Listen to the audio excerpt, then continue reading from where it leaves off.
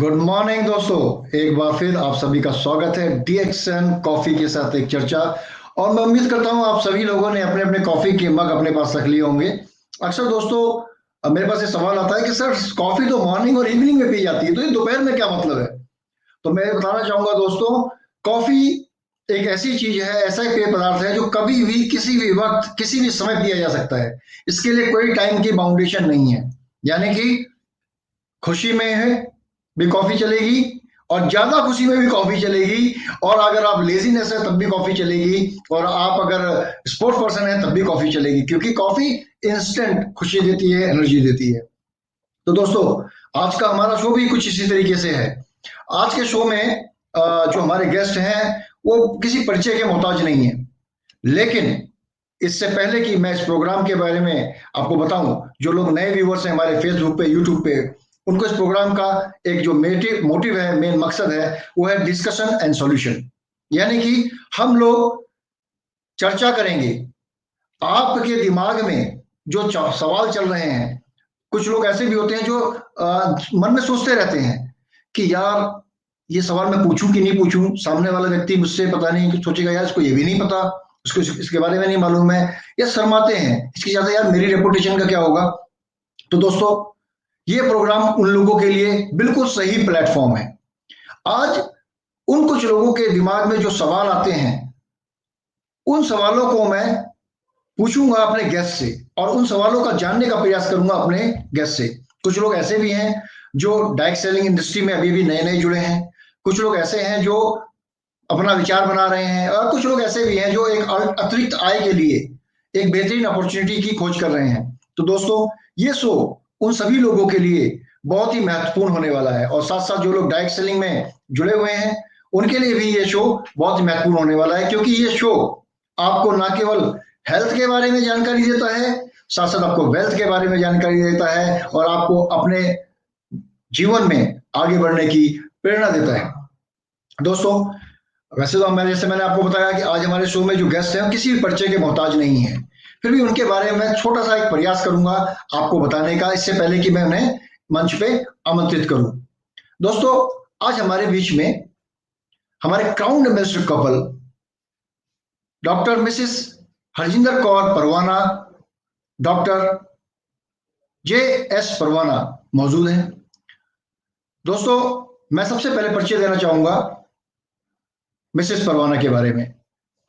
आप में से बहुत से कम लोग जानते होंगे कि मैडम ने MSc केमिस्ट्री में किया है पुणे यूनिवर्सिटी से, और साथ में इन्होंने PhD भी किया है केमिस्ट्री में पंजाब यूनिवर्सिटी से, और इन्होंने पोस्ट डॉक्टरेट किया है केमिकल इंजीनियरिंग पंजाब यूनिवर्सिटी में, और ये पंजाब पॉल्यूशन कंट्रोल बोर्ड में से रिटायर्ड हुई हैं। मैम, आप सीनियर साइंटिस्ट ऑफिसर के तौर पे 2008 में आपने यूनाइटेड नेशंस के साथ, जर्मन इंटरनेशनल कॉर्पोरेशन के साथ साथ साथ आपने बहुत सारी बुक्स काम किया है, साथ साथ आपने बहुत सारी बुक्स लिखी हैं।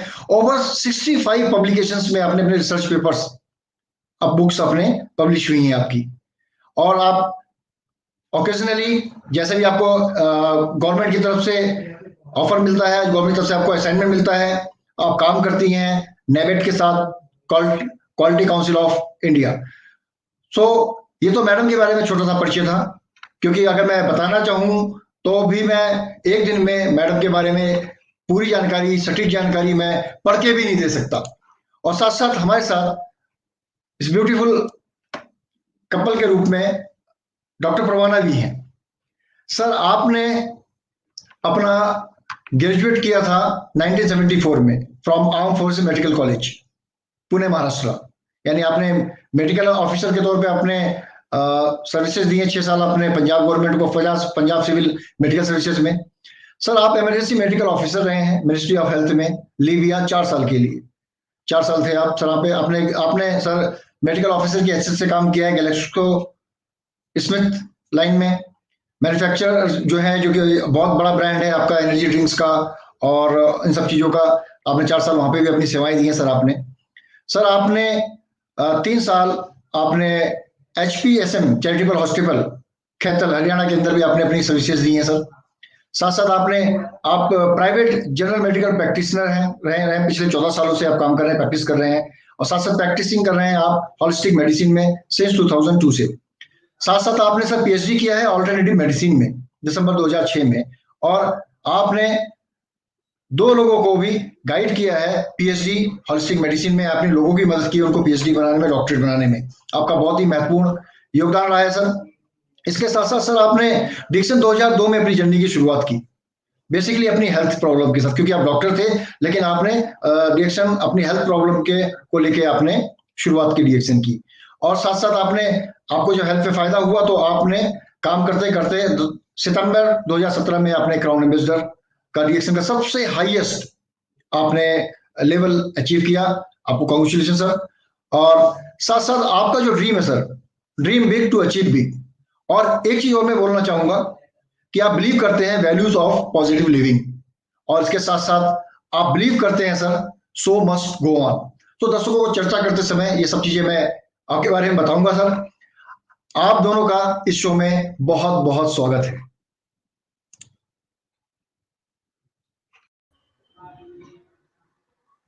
Good morning. Good morning.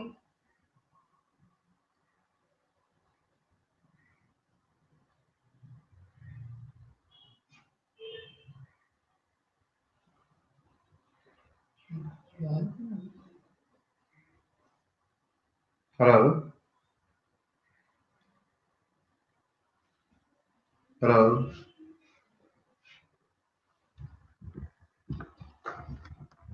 तो डॉक्टर परवाना और मिसेस परवाना, अर्जुन परवाना के सामने आते के साथ ही मेरा कैमरा ऑफ हो गया।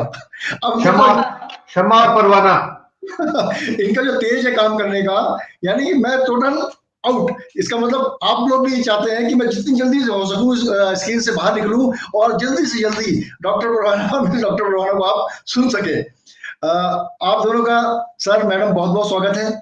कल शाम को आप ऑलरेडी 8 बजे तक लगभग आप ऑनलाइन शो में रहे, आपने समय दिया, और इतने कम वक्त पीरियड में आप दूसरे शो के लिए आज तैयार हुए।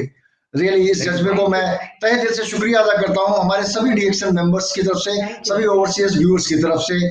आपका बहुत बहुत स्वागत है डीएक्सन कॉफी के साथ एक चर्चा में। Welcome. Thank you so much. Thank you so much. Thank you, that's great. Coffee के साथ चर्चा करने का मजा ही कुछ रहेगा, एनर्जी भी कुछ और होगी। सर, बेसिकली सबके मन में ये सवाल होता है, सब लोग जानना चाहते हैं सक्सेसफुल इंसान को तो सब देखते हैं और कहते हैं ये सक्सेसफुल हो गया, मैं भी सक्सेसफुल हो जाऊंगा, लेकिन उसके सक्सेस होने में जो जर्नी होती है, जो उसका दर्द होता है, जो उसने सफर तय किया होता है, उसके बारे में बहुत कम लोगों को जानकारी होती है। और उसने अपना सफर सक्सेसफुल होने से, जो उसने फील्ड चुनी, जिस फील्ड में वो आया, वो क्या कारण है, वो भी बहुत कम लोग जानना चाहते हैं। और जो लोग जानना भी चाहते हैं, वो इतना वक्त नहीं होता। जब आप लोग आपसे मिलते हैं तो उनको इतना वक्त नहीं होता आपके पास भी उनके कि आप उनको तफसील से चीजें बता सके। तो आज हम थोड़ा इसी को एक्सप्लोर करने का प्रयास करेंगे अपने प्रश्न के माध्यम से। और ये प्रश्न जो है सर, ये विचार है हमारे व्यूअर्स के, और जो मैं प्रश्न के माध्यम से आपसे पूछना चाहूंगा। मैं आए सर? सर, जो मेरा पहला प्रश्न है कि please tell us how and why you started to work with DXN. कृपया हमें बताएं कि आपने डीएक्सन के साथ कैसे और क्यों काम करना शुरू किया। मैं लगभग 1975 से मेडिकल प्रोफेशन में हूँ। बहुत जगह, जैसे आपने पहले इंट्रोडक्शन दिया, बहुत जगह मेडिकल अफसर रहा, और वहाँ भी बहुत लोगों की सर्विसेज करने का मेरे को मौका मिला, और तहे दिल से करता था वहां पर भी। लेकिन आफ्टर ऑल इंसान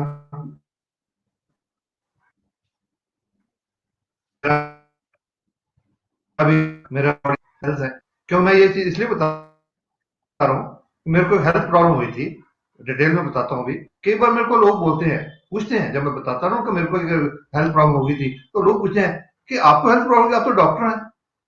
तो मैं उनको जवाब देता हूँ, क्या डॉक्टर इंसान नहीं होते?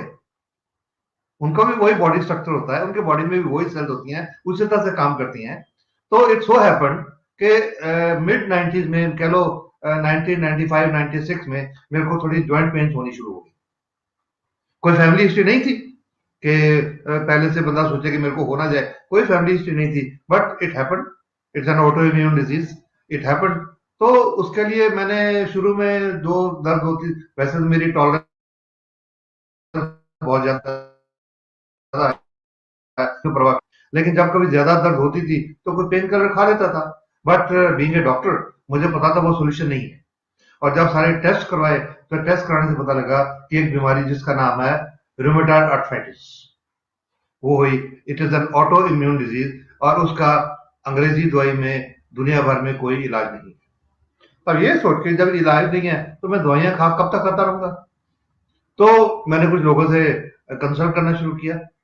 तो मुझे किसी ने बताया कि जी होम्योपैथी में इसका इलाज है। तो मैंने एक अच्छे होम्योपैथिक डॉक्टर को तलाश किया, और उनकी 2 साल मैंने लगातार उनकी होम्योपैथिक दवाइयां खाई। बट अनफॉर्चुनेटली कुछ ज्यादा फायदा नहीं हुआ। फिर किसी ने बताया आयुर्वेदिक में उसका हल है। तो मैंने किसी अच्छे आयुर्वेदिक डॉक्टर को तलाश किया, और 2.5 साल मैं उनका इलाज कराता रहा, बट नॉट मच यूज। उसके बाद किसी ने बताया इसका तिब्बतक जड़ी बूटियों में हल है। तो इंस्टेड के मैं किसी जड़ी बूटी वाले डॉक्टर को कंसल्ट करता, मैंने सीधा जो इनका हेडक्वार्टर है दलाई लामा जी का हॉस्पिटल मैक्लोडगंज धर्मशाला में, वहां पर रिसर्च हॉस्पिटल में, मैं सीधा वहीं पे गया और वहां 10 महीने लगातार दवाइयां खाता रहा। बट अनफॉर्चुनेटली उससे भी कुछ फायदा नहीं हुआ, और अल्टीमेटली ये हुआ कि मेरी उंगलियों की मेरी डिफॉर्मिटीज होनी शुरू होगी, उंगलियां टेढ़ी होनी शुरू हो गई, और और कोई हल नहीं बचा था। अब उसके बाद मैंने कहीं जाना छोड़ दिया कि सब कुछ तो ट्राई कर लिया। अब बीइंग ए डॉक्टर, ये मेरे को मालूम था कि रूमेटॉइड आर्थराइटिस में आने वाले टाइम में क्या हाल होता है, कि सारे उंगलियां, पैर की उंगलियां, हाथ की उंगलियां वो डिफॉर्म्ड हो जाती हैं, और इंसान एक पूरी तरह क्रिपल हो जाता है। तो चाहे मैं जितना भी पॉजिटिव हूं, ये बात सोच के सबकॉन्शियस माइंड में कोई टेंशन तो आई जाती कि अगर कहीं ऐसा हो गया तो लाइफ कैसी होगी। तो उन दिनों में एक हार्ट अटैक हुआ। उसके लिए दवाएं शुरू होगी, और हार्ट के डॉक्टर ने बोला अब ज्यादा दौड़ भाग नहीं करनी, सारी वो दवाई खानी है। खाता रहा। जनवरी 2002 में मुझे किसी इंसान ने एक मीटिंग में बुलाया। वैसे तो ये जो एमएलएम है, मल्टी लेवल मार्केटिंग, मैं इसके इसको पसंद नहीं किया करता था। I use to call it not multi level marketing, I use to call it मुर्गा लाओ मुर्गा स्कीम। तो एक मेरा दोस्त जो कि एमएलएम कंपनी में काम करता था, और बिकॉज ऑफ माई प्रॉब्लम मेरी प्रैक्टिस खत्म हो गई थी, तो उन्होंने सोचा कि अब डॉक्टर बनाने को पैसे की जरूरत है, कि कोई ना एमएलएम कंपनी ज्वाइन कर लेगा। तो उन्होंने मुझे कई एमएलएम कंपनी के बुलाया, लेकिन मैंने हर बार उनको हाथ जोड़ के नहीं भाई, मैं एक ईमान इज्जतदार डॉक्टर हूँ, मुझे ऐसी स्कीमों में कोई इंटरेस्ट नहीं। तो अल्टीमेटली 7 जनवरी को उन्होंने मुझे बताया जी एक डीएक्सन कंपनी है, मलेशिया की कंपनी है, एक दवाइयां बनाती है, तो उससे सारी दवाइयां ठीक होती हैं, तो आप मीटिंग में आइए, तो आपको दवाइयों के बारे में और बीमारियों के बारे में और उनके इलाज के बारे में जानकारी देंगे। तो मैंने मन में सोचा कि मैं 28 साल का एक्सपीरियंस डॉक्टर हूँ, और ये जो बंदा जो नॉन डॉक्टर है, क्या ये मेरे को बीमारियों के बारे में जानकारी देगा? लेकिन सिर्फ उसका मान रखने के लिए मैंने सोचा अच्छा अभी मैं 10 मिनट के लिए मीटिंग में आऊंगा। एंड इट सो हैपेंड कि उस मीटिंग में एक गठिया के मरीज की टेस्टिमनी दिखाई। एक औरत थी चेन्नई में रहने वाली, उनको 50 साल उनकी उम्र थी, 54 साल उनकी उम्र थी, और उनको 5 साल से गठिया का रोग था, वो चल फिर नहीं सकती थी। तो उन्होंने भी डीएक्सन की प्रोडक्ट आरजीजीएल वगैरह इस्तेमाल की, तो वो चलने लगी। वो देख के तब मैंने डीएक्सन में इंटरेस्ट लेना शुरू किया, और ये सोच के मैंने इसके बारे में और जानकारी लेनी शुरू की। और ये नहीं मैंने सोचा जी मेरे को भी दे दो कैप्सूल, मैं भी खाना शुरू कर दूं। मैंने उनको ये बोला था जो स्पीकर थे कि मेरे को इसके बारे में और इन्फॉर्मेशन दो। I was a doctor, qualified doctor with 28 years experience.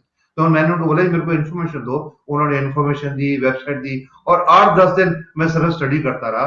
और सर एक बात पे अपने आप को सेटिस्फाई किया कि एटलीस्ट ये डीएक्सन की जो गैनोडर्मा की प्रोडक्ट्स है, इसको खाने से एटलीस्ट कोई साइड इफेक्ट नहीं होगा, नुकसान नहीं होगा। तो जहां मैं इतना कुछ ट्राई कर लिया और कोई रास्ता बचा नहीं, तो ये भी ट्राई कर लेता हूँ। तो मैंने अपने दोस्त को कहा कि भाई मैं इसको ट्राई करना चाहूंगा। तो मेरे दोस्त ने मुझे बोला डॉक्टर साहब मुझे पता आप एमएलएम को पसंद नहीं करते, आप इसको बोलते हो मुर्गा लाओ मुर्गा स्कीम, तो मैं आपको अपने कार्ड पे डिस्काउंट दे दूंगा। तो मैंने उनको बोला था भैया तुम मुझे जानते हो, मैं असूलों का पक्का आदमी। अगर डीएक्सन कंपनी का ये सिस्टम है कि मेंबर बन के डिस्काउंट मिलता है, अगर मुझे डिस्काउंट लेना है तो मेंबर बन के लूंगा, और अगर मुझे मेंबर नहीं बनना मैं डिस्काउंट नहीं लूंगा। मैंने अपने मन में सोचा मैंने कहा पता नहीं, मेरे को अपने गठिया के लिए, रूमेटॉइड आर्थराइटिस के लिए ये प्रोडक्ट साल खानी पड़ेगी, 2 साल खानी पड़ेगी, 3 साल खानी पड़ेगी। और उन दिनों में 2002 में मेंबरशिप होती थी 500 रुपए की, अभी तो फ्री है, उसमें 500 रुपए की होती थी। तो ये सोच के कि अगर 500 की मेंबरशिप लेने से मेरे 10, 15, 20 हजार रुपए बचते हैं तो क्यों ना बचाऊं। पैसे बचाना तो कोई बुरी बात नहीं। तो मैंने सिर्फ पैसे बचाने के लिए डीएक्शन ज्वाइन किया था, इसका बिजनेस करने के लिए नहीं, क्योंकि at that time I used to hate this system, be I am being very frank. अब तो मैं इस सिस्टम को बोलता हूं कि इससे बढ़िया दुनिया में कोई सिस्टम हो ही नहीं सकता, but at that time I used to hate this system. तो मैंने मेंबरशिप ली और 14 जनवरी 2002 को अपने गठिया के लिए भगवान का नाम लेके, आप इस प्रोडक्ट में विश्वास करके, अपने आप पे विश्वास करके मैंने इस प्रोडक्ट को इस्तेमाल करना शुरू किया। और जब कुछ ही हफ्तों में मेरे जॉइंट्स काम करने लगे, मैं ठीक ठाक चलने लगा, तब मुझे लगा कि इतनी अगर बढ़िया प्रोडक्ट है जो ऐसी लाज बीमारी को ठीक कर सकती है, तो मैं इसके बारे में क्यों ना लोगों से शेयर करूं। तो मैंने लोगों से शेयर करना शुरू किया और चलते चलते आज 22-20 साल का सफर पूरा हो।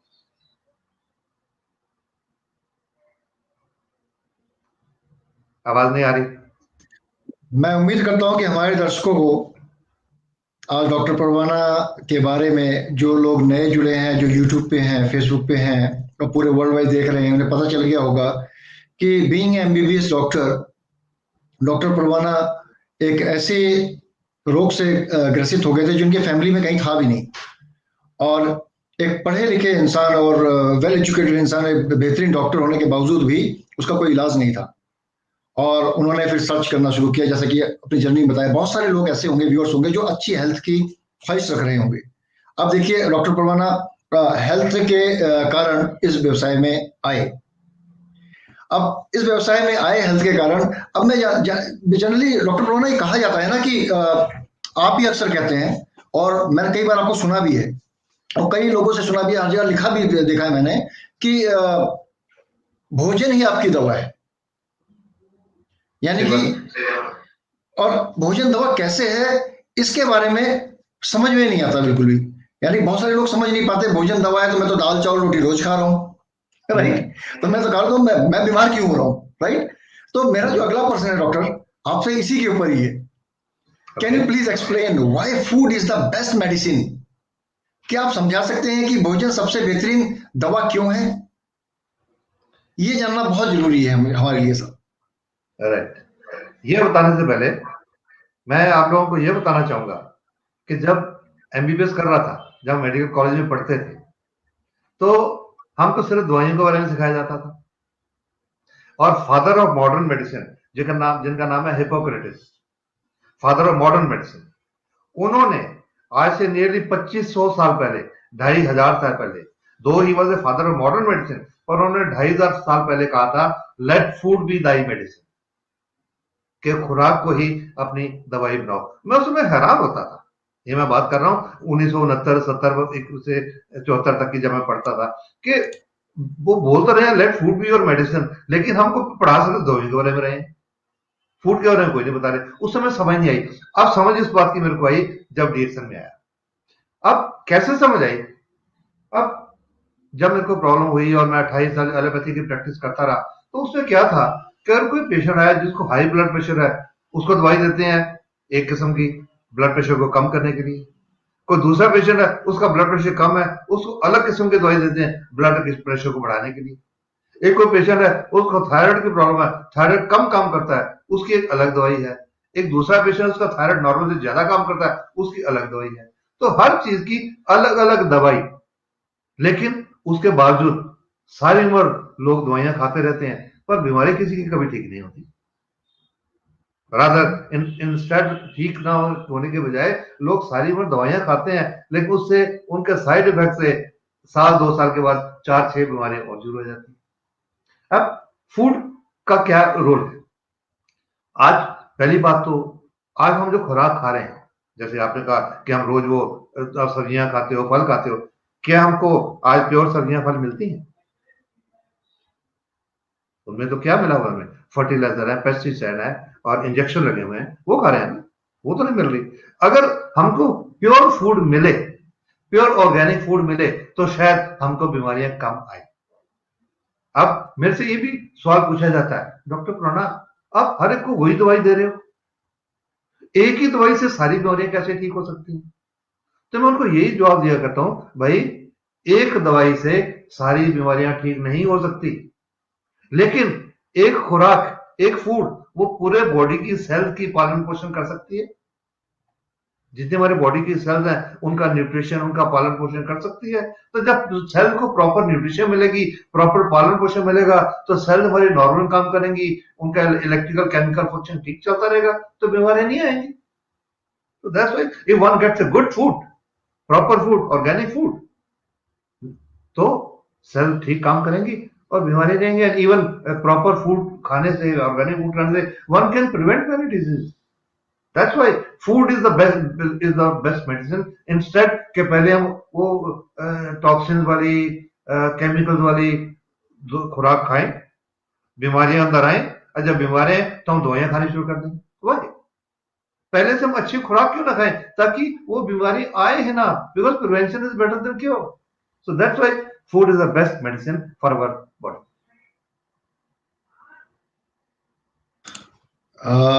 वेरी सटीक जो आपने आंसर दिया डॉक्टर साहब, कि जो मेरे हमारे दर्शक हैं सिंपल शब्दों में, सरल शब्दों में आपने समझाया। और ये बात एक अनुभवी व्यक्ति ही बता सकता है। और आपके पास तो अनुभव की पूरी खान है। आप डॉक्टर भी हैं और होलिस्टिक मेडिसिन में आपने पीएचडी भी किया है सर। और साथ साथ आप एक कामयाब व्यक्ति भी हैं और एक बहुत ही ऊंचा आपने पद प्राप्त किया है डीएक्शन के अंदर काम करते हुए। डॉक्टर साहब, जनरली क्या होता है कि बहुत सारे लोग जब फूड खाते हैं, कुछ जो फल फ्रूट खाते हैं, सब्जियां खाते हैं, तो अक्सर ये देखा गया है कि हरी सब्जियां खाने वालों को भी मतलब तरीके के फ्रूट फल सब्जियां खाने वालों को बीमारियां लग जाती हैं। तो डॉक्टर ऐसा अक्सर देखा गया। फिर आदमी सोचता है यार जब बीमारी लगती है तो फिर मैं जो नॉर्मल खा रहा हूँ वही खाऊं ना। जब बीमार होना ही है, एक दिन हमें मरना ही है। ये कॉमन बात होती है पंजाब में तो खास कर है यार। खा पी खब खा लो यार, खा पी के जियो, जिंदा दिल होके जियो, जाना तो एक दिन सबको ही है। यानी दूध घी दही जो जो खाना है सब खाओ, है ना। कोई खाने में परहेज नहीं है। और खाने के लिए तो पंजाब से बेहतरीन कोई और स्टेट है वैसे बहुत तो खाने में, लेकिन खाने के मामले में जितना खुले विचार है पंजाब में, खुला उस तरीके से पंजाब का नाम सबसे पहले आता है। तो डॉक्टर साहब जनरली, हाँ, जनरली आप अब जब बात करते हैं तो आप एक बारे में और बात करते हैं। क्योंकि जब वेजिटेबल का नाम आता है, हरी सब्जियों का नाम आता है और शरीर के बारे में नाम आता है, तो सर एक आता है वर्ड बायो इंटेलिजेंस। तो ये थोड़ा सा, क्योंकि साइंटिफिक टर्म है और टेक्निकल टर्म भी है, और अक्सर ये जनरली यूज करते हुए आपको मैंने सुना भी है और अक्सर आप इसके बारे में बताते हैं। तो आज मुझे मौका लगा है कि मैं आपसे इसके बारे में ही एक मेरा प्रश्न है आपसे। You talk about also about the biointelligence. It's a very interesting topic. Can you please tell us more about it and how it works? आपने बायो इंटेलिजेंस के बारे में भी बात की है और यह बहुत ही दिलचस्प विषय है।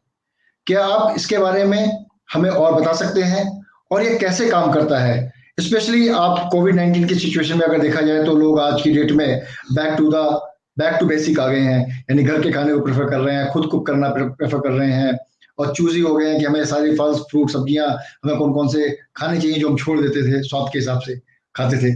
तो डॉक्टर साहब, ये प्रश्न भी मेरा उसी के ऊपर है। मैं विजय, इसके बारे में अभी भी थोड़ी देर में बात करता हूँ। उससे पहले Mrs Purana wants to talk something about food. Sure sure sure. Vijay, जैसे आपने कहा कि हम तो सभी कुछ खाते हैं, ग्रीन वेजिटेबल्स खाने वालों को भी बीमारियां हो जाती हैं, ऐसा क्यों होता है? तो यही पहले भी डॉक्टर साहब कह रहे थे कि जो आजकल आप सब्जियां खा रहे हैं उनमें आपको क्या मिल रहा है? फर्टिलाइजर तो आप नेचुरल यूज नहीं कर रहे, ऊपर से आप पेस्टिसाइड्स भी डाल रहे हैं, हाँ, और स्प्रे भी कर रहे हैं, तो आपको पता नहीं क्या क्या अंदर जा रहा है। आप जो आपकी लौकी या घिया है या बॉटल गोर्ड है उसको इंजेक्शन लगाते हैं, रात को बड़ा हो जाता है, वो सुबह बेच दिया जाता है, तो वो हार्मोनल इंजेक्शन है। तो आपको कई तरह के केमिकल्स, और आप कहने को तो कहोगे कि आप तो घिया या लौकी खा रहे हो जो कि बड़ी सेफ है, बट उसमें क्या है? उसमें वो नेचुरल जो न्यूट्रिएंट्स होने चाहिए थे वो नहीं है। वो सिर्फ यूरिया और वो सब डाल के उसे बड़ा कर दिया गया है। तो उसमें क्या होता है कि हमें बहुत से न्यूट्रिएंट्स नहीं मिलते और साथ साथ में उसके अलावा आप वो सब पेस्टिसाइड्स और वो सब भी खा रहे हो जो ऊपर से स्प्रे होते हैं। ठीक है, आप देखिए आजकल आपको गर्मी में भी गोभी मिलती है या कैबेज मिलती है, तो इट इज स्प्रेड, उस पर बहुत सी पेस्टिसाइड स्प्रे होती हैं और आर्टिफिशियली ग्रो होती हैं। तो इसमें गैनोडर्मा का ये है कि गैनोडर्मा में बहुत से माइक्रो न्यूट्रिएंट्स हैं, तो वहां पे ये डीएक्सएन और गैनोडर्मा का रोल आता है, क्योंकि गैनोडर्मा में मैं इसी बात से कन्विंस हुई थी कि हमें आजकल पूरे माइक्रोन्यूट्रिएंट्स नहीं मिल रहे, जिसकी वजह से हो सकता है कि हमारे सेल्स और बॉडी प्रॉपरली काम नहीं कर पा रही और इसीलिए आजकल बीमारियां बढ़ गई हैं। तो यहाँ जो गैनोडर्मा है, जो मैंने इसके रिसर्च पढ़ी है इसके बारे में, इसमें बहुत सारे माइक्रो न्यूट्रिएंट्स हैं जो कि आपके बॉडी को हेल्प करते हैं, जो आपको वहां से नहीं मिल रहा ये पूरा करते हैं। इसके अलावा गैनोडर्मा में बहुत से पॉलीसैकेराइड्स भी हैं। पॉलीसैकेराइड्स का जो रोल है वो सिर्फ गैनोडर्मा नहीं, जनरली इनका मालूम है कि ये बॉडी की डिटॉक्सिफिकेशन में हेल्प करते हैं। तो यहाँ आपको एक प्रोडक्ट मिला जो आपकी बॉडी का गंद बाहर निकाल रहा है, प्लस जो आपको माइक्रो न्यूट्रिएंट्स नहीं मिल रहे वो आपको वो दे रहा है। तो यहाँ आके आपको वो पता चलता है कि क्यों गैनोडर्मा आपके, क्योंकि आपके बहुत से एंजाइम्स और जो है उनको माइक्रोन्यूट्रिएंट्स की जरूरत होती है काम करने के लिए, वो नहीं मिलती तो वो काम नहीं करते और बीमारी आती है। तो ये इन जनरल भी, क्योंकि आपके जो प्रोडक्ट है गैनोडर्मा का और डीएक्सएन का जो प्रोसेसिंग टेक्निक है, इससे यहाँ आके गैनोडर्मा का रोल आता है। अब मैं सिर्फ यही ऐड करना चाहती थी। अब very true. Thank you very much, thank you very much doctor. आपने जो बात बताई ना, वो आप जो चीज कहीं मिसिंग हो रही थी आपने इमीडिएटली कैच की। और हमारे दर्शक ये भी जानना चाहते थे कि बहुत सारे माताएं बहनें भी इस शो के साथ जुड़ी हैं और बहुत सारे लोग ऐसे भी जुड़े जो सेहत को लेके चिंतित रहते हैं। तो आजकल देखा जाता है ऑर्गेनिक फूड है, ये सब लिखा है, इसके ऊपर लोग ज्यादा पैसा खर्च करके लेते हैं, लेकिन they don't know what is the source of that food. जैसा कि आपने बताया, डीएक्सएन का जो प्रोसेसिंग है, कल्टीवेशन प्रोसेस है, वो बेहतरीन है, वो उच्च गुणवत्ता वाला है। तो इसीलिए डीएक्सएन के प्रोडक्ट्स और खासकर गैनोडर्मा बहुत ज्यादा सहायक होता है आपके बॉडी से डिसऑक्सीडेशन करने के लिए। तो मेरा अब अगला प्रश्न इसी से ही लिंक हो गया है डॉक्टर परवाना। मैं दोबारा उस प्रश्न में जाऊंगा सर। मुझे मेरा अगला प्रश्न है आपसे। Sir, you talk about bio intelligence, bio intelligence and it is very interesting topic. Can you please tell us more about it and how it's work? Before talk about biointelligence, let me talk about intelligence. हर सरकार का एक department होता है जिसको intelligence department बोलते हैं, होता है ना, जिसका काम क्या होता है, वो ढूंढते रहना कि हमारा दुश्मन आने वाले टाइम में क्या प्लान कर रहा है। कई बार बोलते हैं ना कि आर्मी बोलती है कि हमें इंटेलिजेंस सोर्सेज से पता लगा है कि इस रिपब्लिक डे पे वो दुश्मन अटैक करने वाले हैं। That is the intelligence system. Her country का, जैसे सीआईडी है, अमेरिका का सीआईए है, और हर कंट्री की यूके का M5 है। इस तरह हर कंट्री की इंटेलिजेंस एजेंसीज होती है जिनका काम होता है कि खबरें इकट्ठा करना कि क्या चीज हमको नुकसान कर सकती है, कौन सा दुश्मन हमारे ऊपर अटैक कर सकता है या करने वाला है और कैसे करने वाला है। बायो इंटेलिजेंस का मतलब है, bio means life, body. Bio intelligence का मतलब है intelligence system of our body. इसका काम ये है, बायो इंटेलिजेंस वो होती है, ये हर समय ताक झांक करता रहता है। हमारे बॉडी में एक खास किस्म की सेल्स होती हैं जिनको बोलते हैं डेंड्रिटिक सेल्स। वो घूमती रहती पूरे बॉडी में, वो हर घूम कर देखती रहती हैं कि हमारे बॉडी में कौन सी गलत चीज एंटर हुई है, कोई टॉक्सिन एंटर हुए हैं, कोई कीटाणु एंटर हुए हैं, कोई वायरस एंटर हुआ है, उनको पहचान लेती है कि ये जो चीज है ये हमारे बॉडी को बिलोंग नहीं करती, ये कहीं बाहर से आई हुई है। उनको पहचानती है और उनको पहचान के फिर जो हमारे बॉडी की फाइटर सेल्स होती है उनको कमांड दी जाती है कि इनको खत्म कर दो, वो उनको खत्म करती है। एक बार हमारे बॉडी में कोई कीटाणु या वायरस बैक्टीरिया आ गया, या कोई टॉक्सिन आ गया, तो ये जो बायो इंटेलिजेंस सिस्टम है, ये इतना स्ट्रॉन्ग सिस्टम है कि वो हमेशा के लिए उस टॉक्सिन को, उस कीटाणु को, उस वायरस को हमेशा के लिए याद रखता है। फ्यूचर में जब भी कभी वो कीटाणु दोबारा से बॉडी में अटैक होगा, तो बायो इंटेलिजेंस सिस्टम एकदम से हमारी फाइटर सेल को कमांड देगा कि इनको खत्म करो।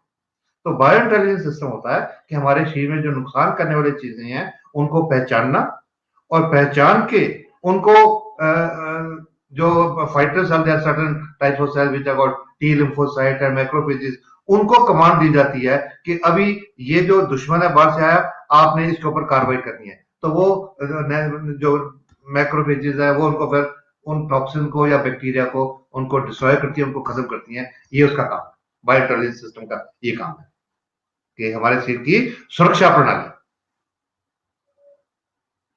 जैसा कि दोस्तों, जैसा कि बात कहा जाता है कि immune system, so is Dr. Biointelligence and immune system is the same, or there's a difference between them? Immune system is a part, biointelligence is a part of the immune system. So that is a biointelligence is a part of the immune system. Immune system is big. Immune system के तीन हिस्से होते हैं। एक होता है bio intelligence, पहला पहचानना।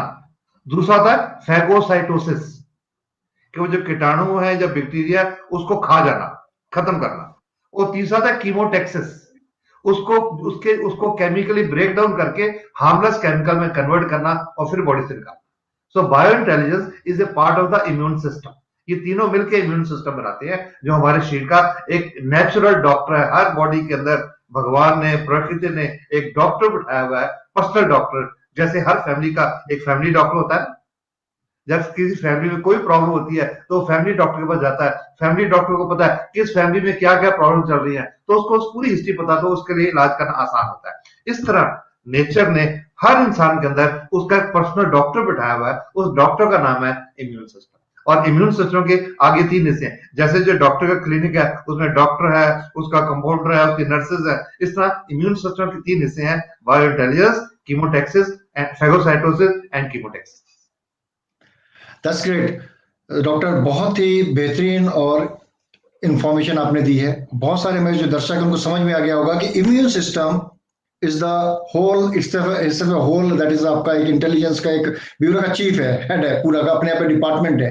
उसके अंदर भी 3 डिपार्टमेंट है जो काम करते हैं, जिसको maintain by the immune system. उसमें बायो इंटेलिजेंस एक पार्ट है।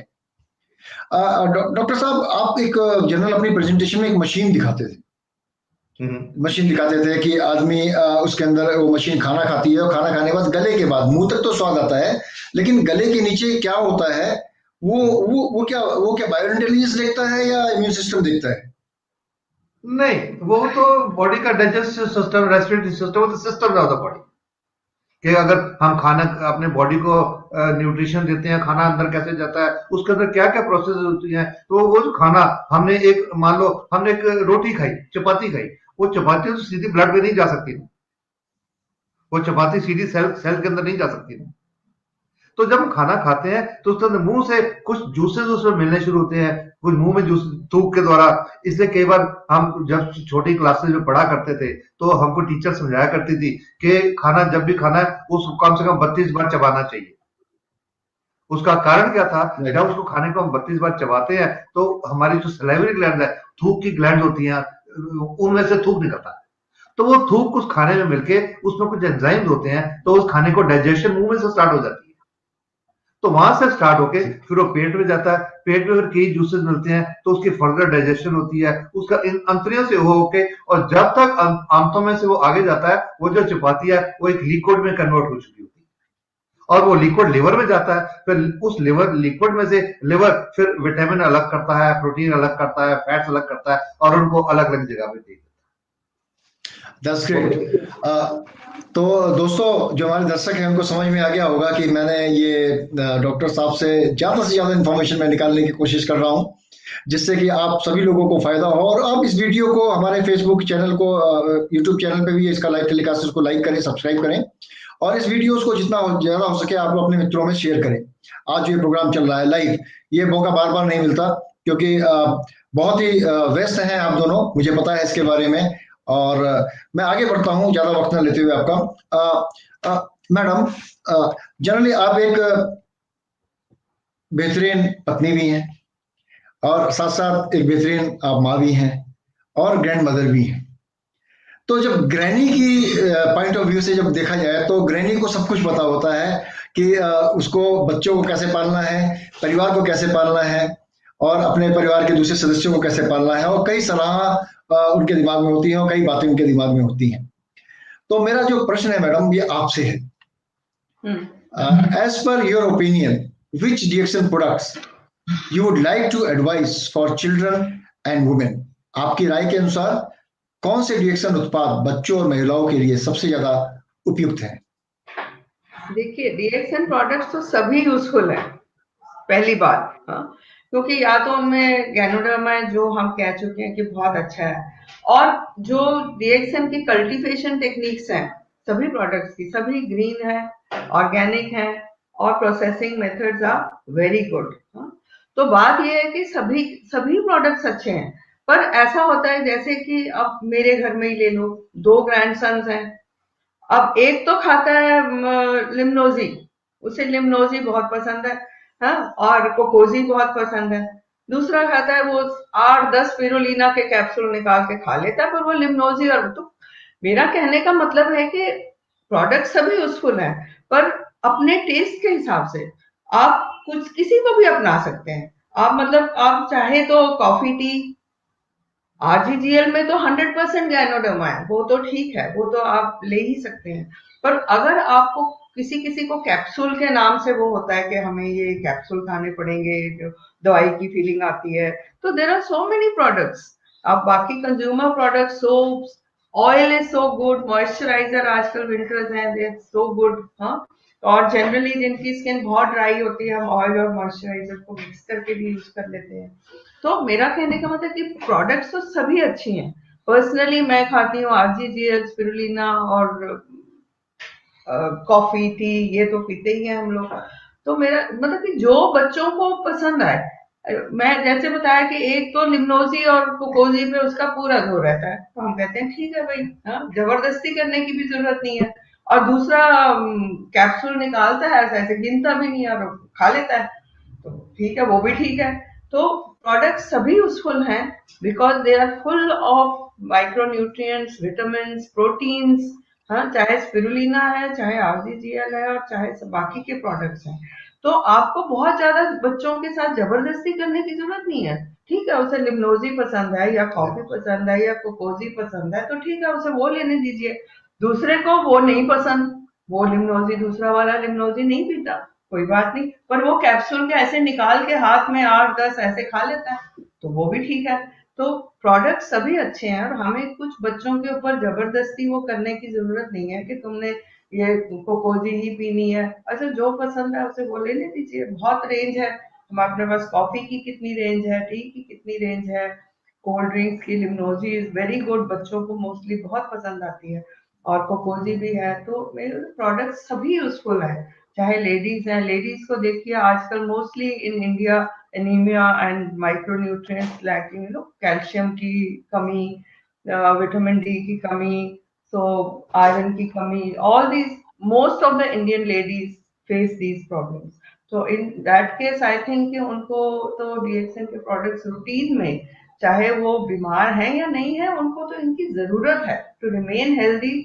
और वो खुद हेल्दी रहेंगी तो तभी तो फैमिली को देखेंगी।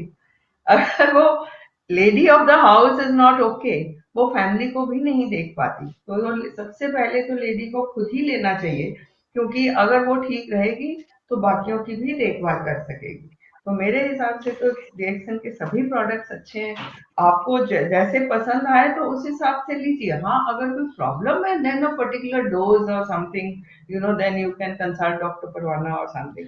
But as a preventive and a daily diet and food, you can adopt any of the products, they are all good। especially आजकल कोविड है, हमने तो डोजेस डबल कर दी हैं। हमने लिमनोजी का पैकेट रख लिया, वो हमारा छोटा ग्रैंडसन तो जब भी उठता है एक पैकेट निकाल के वो, हाँ, लिमोजी का बात करते हाँ, लिमनोजी के बारे में। It's okay, Dr. Parwana, because accent is Punjabi to na. talk, he wants to One add minute, one minute. something, he wants to। Madam just talk about लेमोजी। हमारा छोटा पोता है, वो जब भी हमारे पास आता है ना, तो पहले मैंने उसको बोला तो यार ये पी ले मोजी, नहीं दादू मैंने नहीं पीनी। तो एक दिन मैंने अपने लिए भी बनाई और उसको भी बना के दे दी। तो उसने पी के मेरे को शाम को पता है क्या बोलता है, दादू आप मेरी बात सुनो, मुझे लेमोजी आप एक 10 बजे दिया करो, एक दोपहर को 12 बजे दिया करो, शाम को 4 बजे दिया। That's great. हमने उसे बनानी सिखा दी, हमने आपने कुछ नहीं करना, आपने हमें भी नहीं कहना। तो अपना वो पैकेट निकालता है, ग्लास में डालता है, पानी डालता है, and he has it. So I mean, that, what I'm trying. He cannot pronounce the lemonzi, he calls it lemonzi. that's right because it's a Punjabi accent is there, so I can understand. But मुझे पता है कि basically क्या है कि doctor साहब ये देखा गया है अक्सर कि अगर किसी भी फैमिली में पेनिट्रेट करना हो, बच्चों को अगर कोई चीज दे दी जाए तो उनका टेस्टिंग जो पावर है, रिकॉग्निशन पावर है, वो बेटर होता है कि एक वेस्ट से, क्योंकि उनकी सारी इंद्रियां बहुत ही ज्यादा क्लीन होती हैं, फ्रेश होती हैं, वो तुरंत टेस्ट को पकड़ लेती हैं। और जो चीज बच्चों को पसंद आ जाए, इसका मतलब कि वो चीज सक्सेसफुल है, पूरी फैमिली उसको इजीली अडॉप्ट कर लेती है। तो दो हमारे दर्शक, इसके बारे में मैं एक एक्सपीरियंस बताता हूँ। मेरे पास पेशेंट आते हैं, तो so many times it has happened, तो जब पेशेंट मेरे पास आते हैं मैं पूछता हूँ जी आपके कितने बच्चे हैं, तो कहते हैं जी मेरे 2 बच्चे हैं। कितनी उम्र है कि जी एक 4 साल का है, एक 7 साल का है। तो मैं बोलता हूँ उनको कोई हॉर्लिक्स या बूस्ट वगैरह पिलाते हो? हाँ जी नहीं वो पीते नहीं जी, वो तो दूध ही नहीं पीते। तो मैं उनको बोलता हूँ यार ये हमारी ये रिएक्शन कंपनी है, ये जो गैनोडर्मा है इसके अंदर एक कोकोजी पाउडर होता है, जो गैनोडर्मा है, इससे बच्चे की सेहत ठीक रहती है, बीमारियां नहीं आती, उसको ये पिलाया करो दूध में डाल के। डॉक्टर वो तो दूध ही नहीं पीता, वो तो दूध नहीं पीता। तो मैं फिर क्या बोलता था, अच्छा ऐसा करो आप ये पूरा पाउच ना लेके जाओ, उनको एक सैशे दे देता हूँ कि आप एक सैशे ले जाओ, उसको इसको पिलाने की कोशिश करो, और 3-4 दिन के बाद वो उसका फादर वापस आता है, डॉक्टर साहब वो पूरा डब्बा दे दो। मैं क्या क्यों? वो बेटा कहता है जी वो सैशे लेगा तब दूध पियूंगा, ये तो नहीं पीता। So it's a business tip also. आपके सक्सेस का होने का राज भी सर लगता मुझे यही है तो बच्चे दूध पीने लग गए इसकी वजह से। नहीं, the products are very popular among the children also. हमारा बड़ा वाला कॉफी पीता है। कोकोजी तो मैं भी पीता हूँ, बहुत टेस्टी लगता है। सर आप भी बिल्कुल यंग है ना, आप भी बच्चे ही हैं। दिल तो बच्चा है जी। Our elder grandson is about 17-18, so he loves the coffee also. He takes 3 in 1. वो दूसरी कॉफी नहीं लेता, वो तो उसको वो DXN कॉफी चाहिए। Thank you very much. Thank you very much for promoting the products like that way. कि definitely आपकी entire family they are the user of the DXN product और आप fan है, दीवाने हैं सब लोग। तो दोस्तों ये है डॉक्टर परवाना और मिसेस परवाना की सफलता का राज, के DXN के सभी प्रोडक्ट कंज्यूम करते हैं, उनकी फैमिली में बच्चे तक कंज्यूम करते हैं। तो अगर आपको सक्सेसफुल होना है तो डेफिनेटली आपको DXN को दिल से अपनाना पड़ेगा, मन से अपनाना पड़ेगा, आत्मसात करना पड़ेगा। तो दोस्तों अब मैं बढ़ता हूँ कुछ एक पॉइंट्स की तरफ। डॉक्टर साहब जनरली एक वर्ड सुनने में आता है बहुत ज्यादा कि एलिमेंट रिफ्लेक्शन, लक्षण। कभी कभी लोग जैसे कि प्रोडक्ट को यूज करते हैं, कोई कहता है कि मुझे वोमिट आ रहा है, कोई कहता है पसीना आ रहा है, कोई कहता है कि मुझे थोड़ा सा रैशेज आ गए हैं। तो इसको जनरली जनरल भाषा में कहा जाता है एलिमेंट रिफ्लेक्शन। सो इसके ये एलिमेंट रिफ्लेक्शन। सो सर इसके बारे में बहुत सारे लोगों को डर भी है और भय भी है। तो ये मेरा अगला प्रश्न है सर, उन्हीं लोगों के उस भय को दूर करने के लिए आपसे। That is another interesting topic regarding the element reflections. Please explain it to us and tell us how to deal with them if they should appear. यानी एक और दिलचस्प विषय जिसके बारे में जो हिंदी में बताना चाहूंगा लोगों को, हमारे दर्शकों को, कि एक दिलचस्प विषय है आपका एलिमेंट रिफ्लेक्शन। कृपया इसके बारे में हमें समझाएं, ये क्या होता है, और बताएं कि अगर वो दिखाई दे तो उनका सामना, यानी उन लक्षणों को हमें घबराना नहीं है, उन लक्षणों से कैसे हम अपने आप को उबार सकते हैं। इसके बारे में डॉक्टर साहब हमारे दर्शकों को आप बताएं। विजय, शुरू में जब 2002-2003 में मैंने एज ए स्पीकर DXN में स्टार्ट किया था, तो जब मैं गैनोडर्मा के बारे में बात करने लगता था तो मेरे को अक्सर लोग मीटिंग में उठ के बोलते थे, सर हमने तो ट्राई किया था जी 15 दिन, हमने तो छोड़ दिए, हमको तो रिएक्शन हो गया। या हमने 1 महीना खाए थे, हमने छोड़ दिए, हमको तो रिएक्शन हो गया। तब मैं उनको समझाता हूं कि भाई वो रिएक्शन नहीं होता, क्योंकि जब अभी थोड़ी देर पहले मैंने बताया ना कि जब मैंने खुद इस प्रोडक्ट को इस्तेमाल करना शुरू किया था, तो सारा पूरी स्टडी करके 8-10 दिन स्टडी करके सिर्फ एक बात की तसल्ली की थी कि इससे कोई साइड इफेक्ट या हार्मफुल इफेक्ट नहीं होगा, वो सोच के शुरू किया था। बट लोगों को इसके बारे में नहीं पता कि वो तो अगर किसी को मान लो फॉर एग्जांपल जॉइंट पेन है, अगर कोई प्रोडक्ट लेने से, कोई भी एनी एनी प्रोडक्ट वो लेने से अगर उसकी पेन बढ़ जाएगी, वो तो कहेगा मेरे को तो रिएक्शन हो गया, वो तो यही कहेगा। तो एयरमेट रिफ्लेक्शन ये एक पॉजिटिव सिम्टम है, ये हमारी बॉडी का एक सिस्टम है। इसको कुछ चाइनीज किताबों में इसको ऑपोजिशन इफेक्ट रिएक्शन भी कहा जाता है, कुछ किताबों में इनको रिकवरी सिम्टम्स भी कहा जाता है, और नेचुरोपैथी की लैंग्वेज में, नेचुरोपैथी के लिटरेचर में इसको बोला जाता है healing crisis, crisis before the healing takes place. तो वो क्या होता है और क्यों होता है? जब भी अभी तो आप लास्ट क्वेश्चन में का जवाब इम्यून सिस्टम के बारे में बोलते हुए मैंने जो आपको बताया bio intelligence, phagocytosis and chemotaxis. जब बायो इंटेलिजेंस ने पहचान लिया, फैगोसाइटोसिस ने उसको खा लिया, और कीमोटैक्सिस में क्या होता है कि वो जो हार्मफुल केमिकल्स हैं, जो टॉक्सिन हम लिए या बैक्टीरिया अंदर के, उनको कीमोटैक्सिस के सिस्टम के थ्रू उसको ब्रेक डाउन किया जाता है छोटे छोटे हार्मलेस केमिकल्स में, छोटे छोटे मॉलिक्यूल्स में। अब वो जो मॉलिक्यूल्स हैं तो अक्सर वो केमिकल्स, वो चाहे हार्मलेस हो गए पर हैं तो हमारे बॉडी में, हमारे ब्लड में है, तो ब्लड में से कहां से जाएंगे? वो कहीं से बाहर जाएंगे ना, तो वो हमारे बॉडी से किसी रूप में बाहर निकलते हैं, मल मूत्र के रस्तों की तरह बाहर निकलते हैं। और जब ये टॉक्सिन्स सेल के अंदर, जब ये कीमोटैक्सिस होके हो गए, जब सेल में से बाहर निकलते हैं, बाहर निकल के ब्लड में आते हैं, तो उस समय सर्टन सिम्टम, कुछ तरह के लक्षण आते हैं जिनको हम एलिमेंट रिफ्लेक्शन बोलते हैं।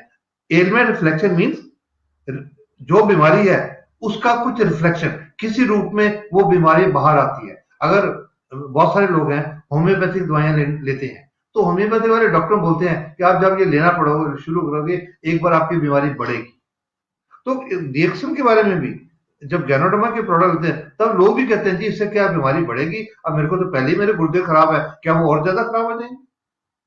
मेरे को तो जॉइंट पेन पहले ही बहुत ज्यादा, क्या वो और ज्यादा बढ़ जाएंगी? That exactly is not the thing. ये नहीं कि वो बीमारी बढ़ जाएगी, उस बीमारी के मुताबिक कुछ लक्षण आएंगे।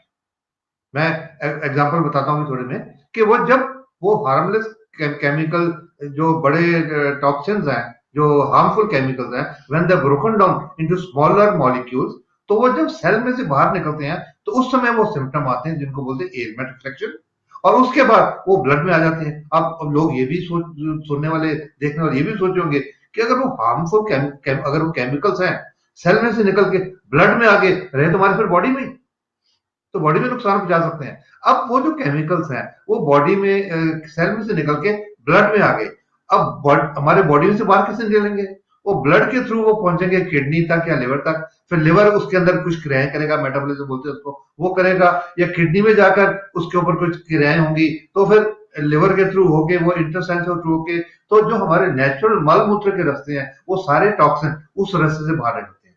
तो वो प्रक्रिया होती है कि जब कोई भी पेशेंट, एलिमेंट रिफ्लेक्शन के मैं कुछ एग्जांपल अभी देता हूं, पर कोई भी पेशेंट जब गैनोडर्मा की या स्पिरुलिना की प्रोडक्ट लेना शुरू करता है तो किसी को 1-2 दिन के लिए दस्त लग जाती है, किसी को यूरिनेशन, पेशाब ज्यादा आने लग जाता है, किसी को पसीना ज्यादा आने लग जाता है, किसी को उल्टी आने लग जाती है, किसी को बलगम आने लग जाती है, किसी को चमड़ी के ऊपर फोड़े निकल आते हैं। ये टॉक्सिन होते हैं, ये फैट सॉल्युबल टॉक्सिन होते हैं और वाटर सॉल्युबल टॉक्सिन होते हैं। जो वाटर सॉल्युबल होते हैं वो यूरिन के थ्रू, दस्त के थ्रू, पसीने के थ्रू या आंखों के आंसू के थ्रू निकलते हैं, और जो फैट सॉल्युबल होते हैं वो नाक के नजले के थ्रू, बलगम के थ्रू या चमड़ी के ऊपर फोड़े के थ्रू, फैट सॉल्युबल टॉक्सिन उसके थ्रू बाहर निकलते हैं। तो ये बाहर निकलने के रास्ते, तो वो बाहर निकलेंगे।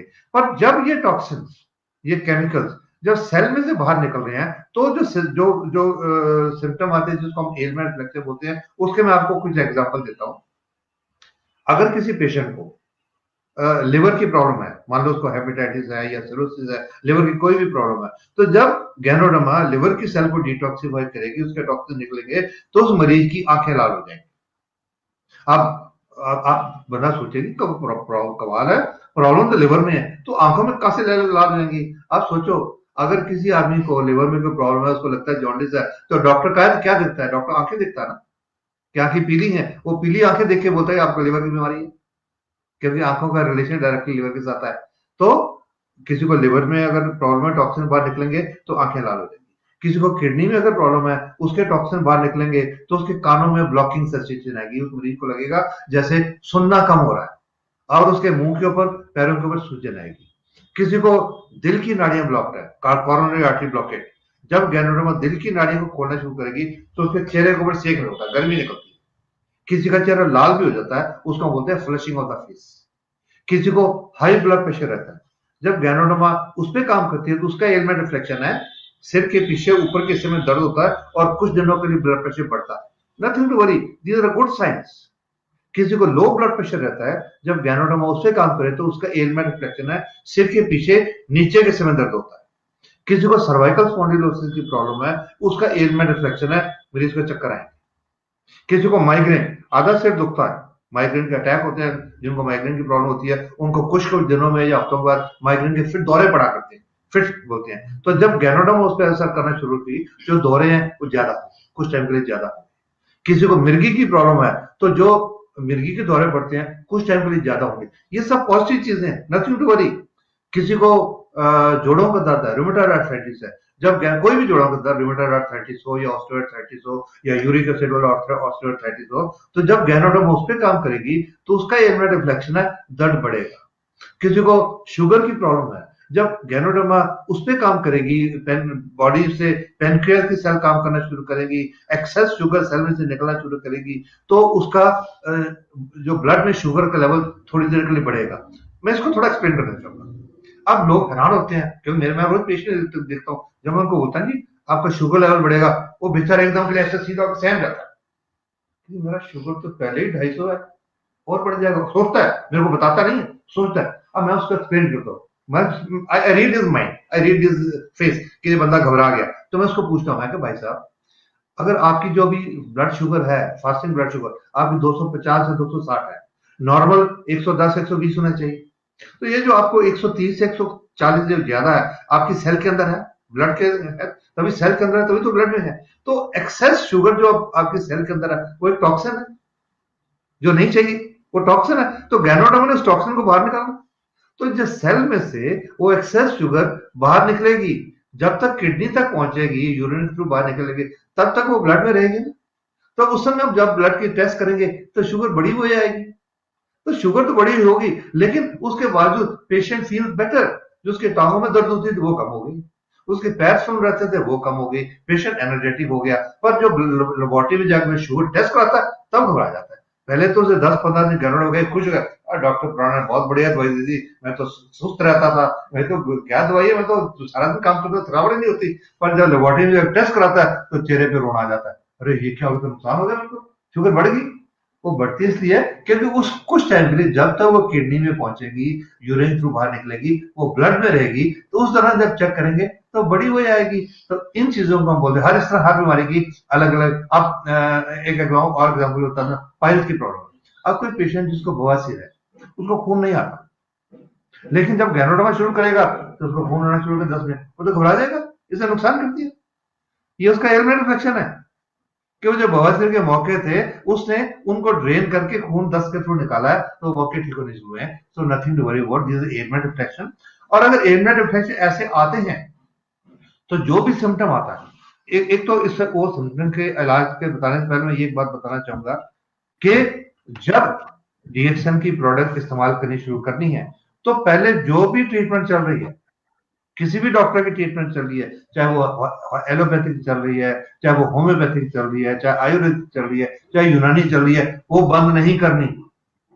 बहुत सारे लोग ये गलतियां करते हैं, जो लोग डीएक्सएन ज्वाइन करते हैं एज ए बिजनेस, पूरी जानकारी नहीं लेते, तो कोई सेमिनार अटेंड करके पहुंच जाते हैं अपने चाचा जी घर, और चाचा जी क्या आप ये इंसुलिन का टीका लगा रहे हो, आप ये उसको छोड़ो, ये कैप्सूल खाने शुरू करो। वो कैप्सूल खाने छोड़, इंसुलिन लगानी है, दवाई खानी छोड़ देता है, कैप्सूल खाने शुरू करता है, एलिमेंट इन्फेक्शन आता है, शुगर बढ़ जाती है, तो चाचा जी अस्पताल में पहुंच जाते हैं। तो क्या उसको थैंक यू बोल सकते? तो जो दवाइयां पहले चल रही है वो बंद नहीं करनी। और उनके अलावा अगर मान लो जैसे ज्वाइंट पेन के लिए कोई दवाइयां चल रही हैं, तो अगर एलिमेंट रिफ्लेक्शन है, दर्द ज्यादा होगी, तो कोई एक्स्ट्रा पेन किलर ले लो, नो प्रॉब्लम। लेकिन जो अगर शुगर बढ़ती है या ब्लड प्रेशर बढ़ता है, उसके लिए वो दवाई नहीं बढ़ानी, जो दवाइयां चल रही हैं उसी डोज में चलने देना है। तो जो एलिमेंट रिफ्लेक्शन है, ये ऑन एन एवरेज 1 हफ्ते से 3 हफ्ते तक रहेंगे, उसके बाद अपने आप ठीक हो जाएंगे। Nothing to worry about now, they are positive symptom rather. अगर एलिमेंट रिफ्लेक्शन आए, जितनी जल्दी आए, खुश होना चाहिए कि बीमारी इतनी जल्दी ठीक हो। बहुत ही बेहतरीन तरीके से डॉक्टर परवाना आपने जो जानकारी दी है कि एलिमेंट रिफ्लेक्शन, जनरली लोग घबरा जाते हैं, और कोई व्यक्ति घबरा जाएगा कि अचानक वो सही नॉर्मल लाइफ चल रहा था, अचानक इसको लेना शुरू किया, ये क्या हो गया। तो मैं उम्मीद करता हूं कि हमारे जो दर्शक होंगे, जो हमारे आज इस शो को देख रहे होंगे, बहुत सारे लोग अपनी सेहत के कारण देख रहे होंगे, बहुत सारे लोग बिजनेस के कारण भी देख रहे होंगे, तो उनको आज ये जो सेशन है, ये जो रिप्लाई आज डॉक्टर परवाना का है, वो हमेशा मैं कहूंगा कि आप इसको, इस वीडियो को डाउनलोड करके सेव ही रख लें अपने पास, क्योंकि आपको ये मार्गदर्शन देगा आने वाली कई जनरेशन तक। और रही बात है कि जो डॉक्टर परवाना ने एडवाइस की, क्योंकि डॉक्टर परवाना ऑलरेडी एमबीबीएस डॉक्टर हैं और प्रैक्टिशनर हैं पिछले 14 सालों से, और बहुत ही नाम है इनका पूरे देश विदेश में, हर जगह पे। तो इनकी सलाह को आप ध्यान रखेंगे, खुद डॉक्टर बनने का प्रयास ना करें, और जिस डॉक्टर से आप दवाई ले रहे हैं आप उसको कंटिन्यू रखें, साथ में डिएक्सएन के प्रोडक्ट को एक पूरक आहार के रूप में लें, जो आपके बॉडी के अंदर जो न्यूट्रिशन की कमी है, माइक्रो न्यूट्रिशन की कमी है, वो उसको पूरा कर सके। तो इस चीज का हमेशा आप लोगों को ध्यान रखना है। सो डॉक्टर को कभी भी इग्नोर नहीं करना है। अगर आप एमबीबीएस डॉक्टर हैं तो देन आप बिल्कुल सही ट्रैक पे हैं। अगर आप डॉक्टर नहीं है तो don't try to disrespect the doctor advice. तो दोस्तों, मैं आगे बढ़ता हूँ। डॉक्टर परवाना की, जैसा कि जैसे मैंने बताया कि हमें पता है कि आप पिछले 14 सालों से एक बेहतरीन प्रैक्टिशनर के तौर पे आप प्राइवेट प्रैक्टिस भी कर रहे हैं, और आपको बहुत बेहतरीन एक्सपीरियंस भी है। सर, जीवन में बहुत सारे पेशेंट्स आपके पास आए भी होंगे, ठीक भी हुए होंगे, और बहुत अच्छी लाइफ जी भी रहे होंगे। तो जो मेरा अगला प्रश्न है इसी के ऊपर सर आपसे, which is the most interesting testimonial in your career that you recall? अपने कैरियर में सबसे दिलचस्प टेस्टिमोनियल आपका कौन सा था जिसे आप यहाँ पे याद करना चाहेंगे, बताना चाहेंगे सर? बिल्कुल सही बात है विजय, आपने कहा। मेरे को भी लगभग 19 साल होने वाले हैं, और 19 साल में मैं अप्रोक्सीमेटली पर्सनली जो पेशेंट को डील कर चुका हूं, लगभग 70-80 हजार पेशेंट। बाकी जो फोन पे जो बात लोगों की कंसल्टेशन चलती है वो अलग। तो 70,000-80,000 पेशेंट, इतने बढ़िया बढ़िया उसमें सेटिस्फेक्शन मिली। बट कुछ ऐसे केसेस हैं, कुछ ऐसे टेस्टिमोनियल्स हैं जो जिंदगी भर भूल नहीं सकते, और जिन्होंने इतनी खुशी दी कि वो उससे ज्यादा खुशी मुझे जिंदगी में कभी नहीं मिली। तो एक उनमें से एक अब बताऊं आपको, जैसे कोई शुगर का पेशेंट है, डायबिटीज, जब उसको कोई पैर में जख्म हो जाए तो वो जख्म ठीक नहीं होता, तो अल्टीमेटली एक बीमारी हो जाती है, पैर गल जाता है, जिसको बोलते हैं गैंग्रीन। और जब गैंग्रीन हो जाती है तो पैर या टांग काटनी पड़ती है। तो ये मैं जो आपको टेस्टिमोनियल बताने वाला हूं, ये मेरा डायबिटीज गैंग्रीन का, जिसकी एम्पुटेशन होने वाली थी और जो बचा था, ये मेरा सबसे पहला पेशेंट था डायबिटिक गैंग्रीन का। ये था 2005, मैंने डिएक्सएन ज्वाइन किया था जनवरी 2002 में, और ये पेशेंट मेरे पास आया था मार्च 2005 में। इस पेशेंट की हिस्ट्री ये थी विजय, ये पेशेंट करनाल के पास एक गांव का रहने वाला था। इसको लगभग 18 साल से शुगर की प्रॉब्लम थी, और लगभग 1.5 साल से इनकी लेफ्ट टांग के ऊपर एक जख्म हो गया था, जो कि बढ़ते बढ़ते बढ़ते बहुत ज्यादा फैल चुका था, और पैर गल चुका था, कुछ उंगलियां गल चुकी थी, और टांग के मिडिल तक, घुटने और एंकल के बीच में मिडिल तक जख्म हो चुका था। तो यहाँ पटियाला में वो एक मेडिकल कॉलेज और हॉस्पिटल, उसको राजेंद्र अस्पताल बोलते हैं, वो वहां पर 10 मार्च 2005 को शाम को दाखिल हुआ। तो उनके पैर की एक दो उंगलियां तो बिल्कुल गली हुई थी, जो 11 तारीख सुबह काट दी गई, क्योंकि गल चुकी थी, बिल्कुल ज्यादा लटक गई थी, वो काट दी गई। और उनका टांग काटने का ऑपरेशन था, इसको बोलते हैं बिलो नी एम्पुटेशन, घुटने से नीचे की एम्पुटेशन। वो काटने का ऑपरेशन उसका था 12 मार्च 2005 को दोपहर को 3 बजे। तो उनकी पूरी तैयारी हो गई, और 3 बजे उनको ऑपरेशन थिएटर में ले गए। जो ऑपरेशन थिएटर में जाने से पहले प्री मेडिकेशन होती है, काम्पोज का टीका लगाया जाता है, कुछ और टीके लगाए जाते हैं। तो वो पेशेंट काम्पोज का टीका लगने से सो गया, तो लेके उसको ऑपरेशन थिएटर के अंदर ले गए, ऑपरेशन टेबल के ऊपर लिटा दिया, पूरी तैयारी ऑपरेशन करने की। और जो सर्जन था जिन्होंने ऑपरेशन करना था, उन्होंने हाथ धोने शुरू कर दी, तैयारी शुरू कर दी। और सर्जन के काम शुरू करने से पहले एनेस्थेटिस्ट आता है जो आप पेशेंट को बेहोश करता है। और वो एनेस्थेटिस्ट है वो पहले पेशेंट की फाइल चेक करता है कि इनकी हार्ट की क्या हालत है, इनके फेफड़े की क्या हालत है, गुर्दे की हालत है, कि एनेस्थीसिया के लिए बेहोश करने के लिए कौन कौन सी दवाइयां और कितनी मात्रा में यूज करनी है। तो उन्होंने नर्स से इस पेशेंट की फाइल मांगी, but it so happened coincidence कि वो फाइल ऑपरेशन थिएटर में नहीं पहुंची, वो वार्ड में रह गई थी। और वो जो वार्ड है जहां पे ऑपरेशन थिएटर और वार्ड का डिस्टेंस काफी ज्यादा डिस्टेंस, तो नर्स बोलती सर मैं अभी मंगाती हूँ। तो वो अगर कोई आदमी ऑपरेशन थिएटर से फाइल लेने जाएगा वार्ड में और वापस लेके आएगा, कम से कम 20-25 मिनट का टाइम लगता है। तो एनेस्थेटिस्ट कहने लगा क्या मैं 20-25 मिनट हाथ पे हाथ रख के बैठा हूँ? अब पेशेंट ऑपरेशन टेबल के ऊपर पड़ा हुआ है और कोई ऑपरेशन भी नहीं कर सकते, ऑपरेशन टेबल ऑक्यूपाइड है, तो कहने लगा मैं बैठा रहूं? तो उन्होंने बोला जी आज ऐसा करो, आज इस पेशेंट को वापस भेज दो, इसका ऑपरेशन कल करेंगे। तो उस पेशेंट को वापस वार्ड में भेज दिया गया कि अगले दिन 13 मार्च को दोपहर को 2 बजे ऑपरेशन। तो उस दिन 12 तारीख शाम को कोई बंदा उसके साथ के बेड पे कोई पेशेंट उसको मिलने आया, उससे उसकी टांग देखी, पट्टियां बंधी, पूछा क्या बात है, उसने बताया जी ऐसे था, टांग कटी थी, अब कल कटेगी। उसने बताया कि एक डॉक्टर है वो जड़ी बूटी का काम करता है तो उनको दिखाओ। तो उन्होंने मेरे से फोन पे बात किया, मैंने फोन पे ये कहा मैं क्या करूंगा इसमें, क्योंकि 28 साल के एलोपैथी करियर में कभी कोई टांग बचते दिखा नहीं था और 3.25 साल डिएक्शन हो गए थे, ऐसा कोई पेशेंट आया नहीं था। तो मैंने बोला मैं क्या कर लूंगा, अगर आपने दिखाना है तो सुबह आ जाओ। उनका 2 बजे ऑपरेशन था तो मैंने उनको 10 बजे बुलाया और इतनी ज्यादा बुरी हालत थी मुझे, उनकी बदबू आ रही थी, गैंग्रीन वाज सो मच, बदबू आ रही थी, मेरे क्लिनिक के अंदर पूरी बदबू आने लगी थी। तो मैंने उनको देख के कहा था भाई ये टांग नहीं बच सकती, और उनको ये भी बोला कि मैंने आज तक ऐसा पेशेंट डील नहीं किया। लेकिन एक बात मैंने उनको जरूर बोली कि 3.25 साल जो मेरे को हो गए डीएक्शन की प्रोडक्ट को डील करते हुए, और जो मैं रिजल्ट देख रहा हूँ और जो मेरा इन पे विश्वास बन चुका है, उनके बेस पे मैं आपको एक राय देता हूँ, मानो या ना मानो आपकी मर्जी है, मैं राय देता हूँ कि आज टांग मत कटाओ, इसको 1 महीने के लिए पोस्ट करो और ये प्रोडक्ट ट्राई करके देखो। अगर 1 महीने में कोई रिजल्ट मिलता नजर आया तो जारी रखना, नहीं तो महीने बाद कटा देना, जहाँ 1.5 साल हो गया 1 महीना और सही। तो पहले तो उन्होंने बहुत हिचकिचाहट की, बट हेजिटेटिंगली उन्होंने उसको प्रोडक्ट को इस्तेमाल करना शुरू कर दिया। एंड विजय उस पेशेंट को एम्पुटेशन की जरूरत नहीं पड़ी, वो पेशेंट चलता फिरता। That's great, that's great doctor. अगर किसी की टांग बच जाए इससे बड़ी क्या मिरेकल होगा कि आपने रियली वर्क हार्ड। जब तक मुझे याद है डॉक्टर, मैं एक बार आपके क्लिनिक पे आया था, जनरली जब आपके पास स्टॉक पॉइंट हुआ करता था पटियाला में, तो उस समय भी शायद कुछ आप इसी तरीके से कुछ गैंग्रीन के पेशेंट को आप ट्रीट कर रहे थे। या सो दोस्तों मैं एक और पेशेंट की बात करना चाहूंगा।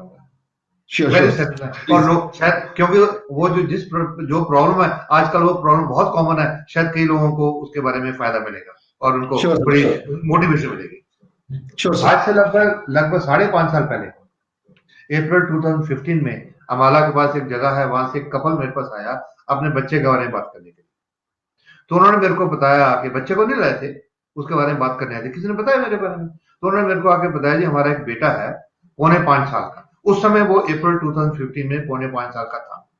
तो कहने लगे कि जब वो बच्चा पैदा हुआ था वो उसका एक ही किडनी था, नॉर्मली 2 होते हैं, उसका एक ही किडनी था, और जो एक किडनी था गुर्दा था, एक गुर्दा, वो 2 साल की उम्र में काम करना छोड़ दिया, किडनी फेलियर हो गया। तो उस समय 4.5 साल, नॉट 4.5 साल, 4.5 साल का था कि 4.5 साल से चंडीगढ़ में पीजे इंस्टीट्यूट है, बहुत बड़ा इंस्टीट्यूट है, वहां का इलाज चल रहा है और वहां के डॉक्टर ने बोला है कि इसका डायलिसिस कराते रहो, हफ्ते में 2 बार या हफ्ते में 3 बार, और अगर कहीं 16-17 साल की उम्र तक पहुंचा तो किडनी ट्रांसप्लांट की गुर्दा बदलने के बारे में सोचेंगे। यानी कि इन अदर वर्ड ये कह सकते हैं कि उन्होंने आम लगभग जवाब ही दे दिया था कि ये बच्चा 16-17 साल की उम्र तक पहुंचेगा। तो मैंने उनको कहा जी आप मेरे पास क्या करने आए हो, क्या सोच के आए हो? कहने लगी आपके बारे में किसी ने बताया कि आपके पास कोई गुर्दे के पेशेंट ठीक हुए हैं। मैंने कहा नो डाउट हुए हैं, लेकिन मेरे पास जो आए थे वो सब एडल्ट्स थे, बड़े लोग थे, और किसी का शुगर की वजह से, किसी का ब्लड प्रेशर की वजह से, या किसी का अंग्रेजी दवाइयां खाने की वजह से किडनी फेल हुआ था, और किसी का 4 महीने से, किसी का 6 महीने से ज्यादा जो मैंने डील किया है 1 साल से डायलिसिस हो रहा था। तो इतना छोटा बच्चा जिसका 4.5 साल से डायलिसिस हो रहा है, मैंने ऐसा पेशेंट कभी डील नहीं किया। तो वो कहने लगे सर आप क्या राय देते हो? तो मैंने इनको एक ही बोला, मैं देखो आपका तो और कोई रास्ता तो है ही नहीं, आपको लगभग जॉब तो मिला, तो मेरी राय आपको ये है कि आप डायलिसिस कराते रहो और साथ में ये प्रोडक्ट शुरू कर लो। लेकिन अगर शुरू करनी है तो ये सोच के नहीं कि जी 2-3 महीने ट्राई करके देते हैं, वो नहीं। अगर ट्राई करना है तो लंबे टाइम के लिए देना पड़ेगा। और अगर इसने काम करना शुरू किया तो जो इसका डायलिसिस अभी हफ्ते में 2 बार होता है, तीसरे चौथे दिन होता है, हो सकता है वो 5वें 6वें दिन पे पहुंच जाएगा, उसका हो सकता है 8वें 10वें दिन में पहुंचेगा, फिर हो सकता है 15वें दिन पे, हो सकता है महीने में 2 बार, तो साल 1.5 साल में हो सकता है, अगर भगवान की मर्जी हुई, भगवान की दया हुई, तो हो सकता है साल 1.5 साल में इसका गुर्दा काम करने लग जाए और डायलिसिस बंद हो जाए। तो वो गरीब, बहुत पुअर पेशेंट, डोज तो उसको ज्यादा चाहिए थी पर वो ज्यादा अफोर्ड नहीं कर सकते थे। तो मैंने उनको सिर्फ एडवाइस किया, आप रोज का 1 आरजी 1 जीएल 1 स्पिलर, बस रोज का एक ही डोज देते। क्योंकि मैंने सोचा अगर मैं डायरेक्टली इनको बता दूंगा कि महीने का ये 2-2.5 हजार का खर्चा होगा तो पहले सुन के घबरा जाएंगे, तो ये शुरू ही नहीं करेंगे। तो मैंने बोला अब ये ले जाओ, ये 3 महीने चल जाएगी। लेकिन मैंने मन में सोचा था कि जब मेरे को 10-12 दिन के बाद बुलाऊंगा तो धीरे धीरे इनकी डोज बढ़ाने के बारे में इनको मैं मेंटली प्रिपेयर करूंगा, बात करूंगा। तो मैंने बताया कोई 10 दिन के बाद मेरे को फोन करके बताना क्या हाल है। तो मैं वेट करता रहा, क्योंकि मेरे लिए एक नया पेशेंट था, इतने बड़े 4-5 साल से डायलिसिस होने वाला बच्चा। 10 दिन में गुजर गए, उसका फोन नहीं आया। एंड अनफॉर्चुनेटली मैंने उनका फोन नंबर नोट नहीं किया था, मैं आई कुड नॉट कॉन्टैक्ट। मैं वेट करता रहा, 20 दिन गुजर गए, फोन नहीं आया, महीना गुजर गया, 2 महीने गुजर गए, फोन नहीं आया। तो मैंने सोचा कि पहले भी कई लोग आए, लेके गए, किसी आस पड़ोस के लोगों ने बहुत नेगेटिव कर दिया होगा, छोड़ दिया, ये भी छोड़ गए होंगे, भूल गया। अब आरजीजीएल 90 कैप्सूल 3 महीने चलने थे, तो 3 महीने पूरे होने से लगभग 5-6 दिन पहले उसका फादर आया, सर गुड मॉर्निंग। मैं कहा भाई शर्मा जी क्या हाल है, कैसे आए हो? सर वो दवाई खत्म होने वाली है। मैंने कहा दे रहे हो? हाँ जी दे रहे हैं। तो मैंने कहा क्या हाल है? सर जब से आपकी दवाई शुरू की है एक भी डायलिसिस नहीं हुआ। तो मैंने मुझे पता उसको क्या बोला, मैं कहा यू आर टेलिंग अ लाई, तुम झूठ बोल रहे हो। क्योंकि मैंने उसको बोला था कि डायलिसिस बंद होने में 1.5 साल लगेगा, तो वो कहना कि जब से शुरू की एक भी नहीं हुआ। मैंने बोला तुम झूठ बोल रहे हो, I don't believe you.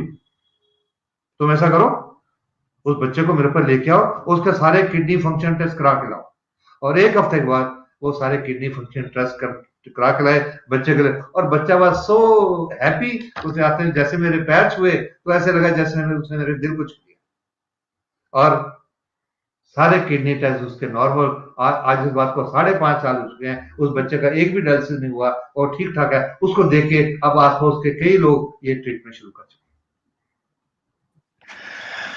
Fantastic, sir. Really heart touching. That is a story. That is, it's not a story, it's a true story that is done by you from so many years. Not by me. पता नहीं 17 साल. Done by God. Yeah, with definitely with the help of me. मैं तो सिर्फ जरिया. So we know that the doctor is the second face of the God after the Almighty. Second face of the God, because doctor ही एक भगवान के बाद यहाँ पे ऐसे हैं जो कि हम सभी लोगों को जिंदगियां बचाते हैं और अपनी जिंदगी की परवाह ना करते हुए। जैसे हमारे कोविड-19 में भी आप सभी डॉक्टरों ने कितनी मेहनत की है, अपनी फैमिलियों को छोड़ के दिन रात आप लोगों ने काम किया है। Sir salute to all the doctors during this covid period, और जितने हमारे हेल्थ वर्कर्स हैं एंड पुलिसमैन हैं, उन सभी को मैं सल्यूट करता हूं इस पोर्टल के माध्यम से, इस प्रोग्राम के माध्यम से। सब जब ये दुआएं इतनी सारी मिलती हैं तो उसके अंदर एक काम करते करते कब आपने क्राउन एम्बेसडर आप बन गए, एक सेलिब्रेशन तो बनता है। तो मैं अपने दर्शकों को दिखाना चाहूंगा कि डॉक्टर परवाना का जो क्राउन एम्बेसडर का सेलिब्रेशन था वो किस प्रकार हुआ।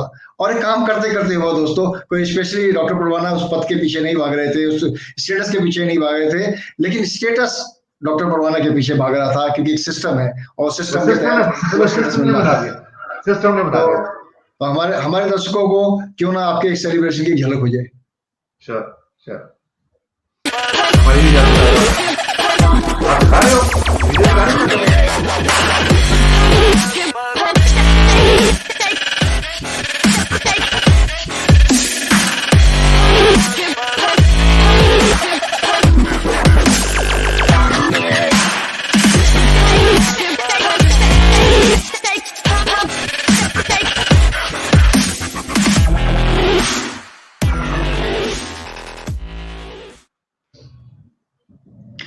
डॉक्टर परवाना रियली, मिसेस परवाना, डॉक्टर परवाना आप really real king and queen है, और जो आपने ताज पहना है उसको आपने साबित भी किया है, ना कि अपने जीवन में एज वेल एज आपने बहुत सारे लोगों के, बहुत सारे परिवारों के जीवन में आपने जो उजाला लेके आए हैं डिएक्शन के प्रोडक्ट के माध्यम से, और आपने लोगों की मदद की है।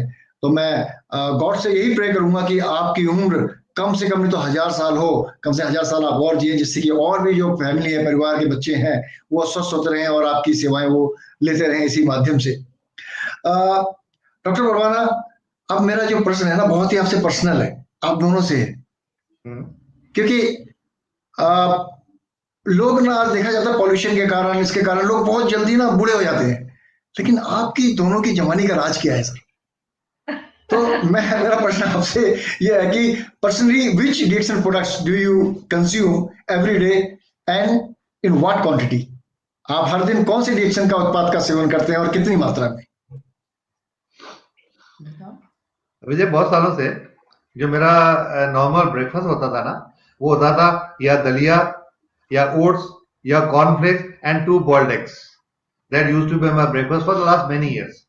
पर जब से ये स्पिरुलिनास और कॉर्डिसेप्स सीरियल्स आए हैं, अब मेरा ब्रेकफास्ट है एक दिन कॉर्डिसेप्स सीरियल, एक दिन स्पिरुलिना सीरियल, और साथ में 2 बॉइल्ड एग्स।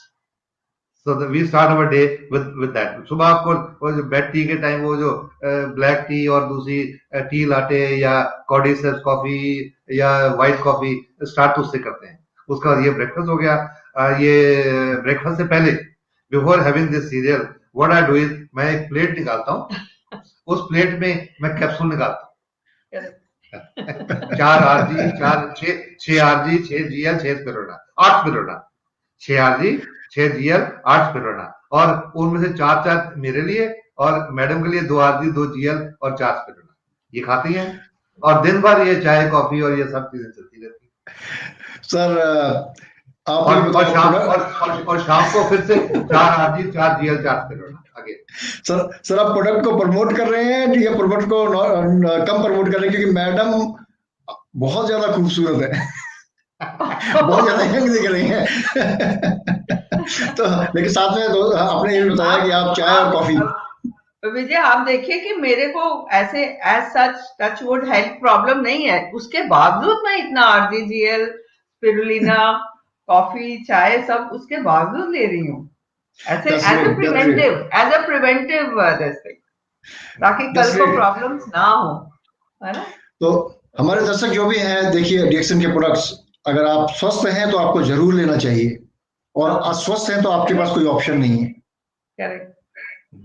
तो इस चीज के पर विशेष ध्यान रखना है, और कोविड-19 में आप सब लोग सुरक्षित रहें, सेफ रहें, ये भी ध्यान रखना है, और डिएक्शन प्रोडक्ट को तो जरूर यूज करना है एज ए फूड। जब से ये कोविड आया हमने डोज डबल कर दिया एज अ प्रिवेंटिव थिंग। हाँ, मैं ऐड करता हूँ। आज जब मेरे पास कोई पेशेंट आते हैं ना, और सब पेशेंट ने वो मास्क वगैरह पहनी होती है, और मेरे पास जो पेशेंट आते हैं शुरू से, जब से लॉकडाउन जो है मार्च से स्टार्ट हुआ, लोग मेरे को बोलते हैं सारा पेशेंट देख रहे हो? मैं कहा हाँ जी देख रहा हूँ। कहते बाकी डॉक्टर तो नहीं, वो तो नहीं देख रहे, वो तो मना करते थे कि हमने नहीं देखना। तो कहते आप बैठे हो, आप मास्क के बिना ही बैठे हो। मैंने कहा मेरे अंदर पूरी मास्क लगी हुई है, इम्यून सिस्टम। That's right. तो दोस्तों, भोजन का बहुत ज्यादा महत्वपूर्ण योगदान होता है आपके स्वास्थ्य के लिए। हमने बात करी आज स्वास्थ्य के बारे में, साथ साथ हमने बहुत सारे टेस्टिमोनियल्स के बारे में भी डॉक्टर साहब ने बताया, क्योंकि डॉक्टर साहब खुद में एक किताब है, बहुत बड़ी किताब है, और खुद एक बहुत बड़े टेस्टिमोनियल है डॉक्टर साहब।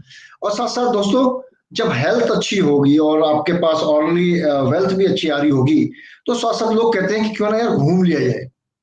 घूमने फिरने का अलग ही मजा है, और खासकर जब मैं घूमने फिरने में अगर मैं बात करूं, तो हम लोग तो घूमते ही रहते हैं, लेकिन अगर हम घर में अपनी मैं मिसेस से बोलूं घूमने के लिए, तो उसके चेहरे पे एक अलग सी ही मुस्कुराहट होती है। और अगर हम घूम के कहीं से आ भी जाते हैं तो हम तो भूल जाते हैं, लेकिन मेरे घर में तो मैडम बिल्कुल नहीं पूछती, उनको तो 10 साल तक याद रहता है, और टाइम भी याद रहता है, डेट भी याद रहती है कब कहाँ गए थे। तो मेरा जो अगला प्रश्न है कि इतने बिजी शेड्यूल में आप लोग काम कर रहे थे, डिएक्शन का भी काम करते हैं, आप डॉक्टर भी हैं, आप भी मैडम साइंटिस्ट हैं, तो आपको घूमने का भी एक डिएक्शन सिस्टम के माध्यम से मौका लगता रहता है, जो आप टीएसआई भी क्वालिफाई करते हैं।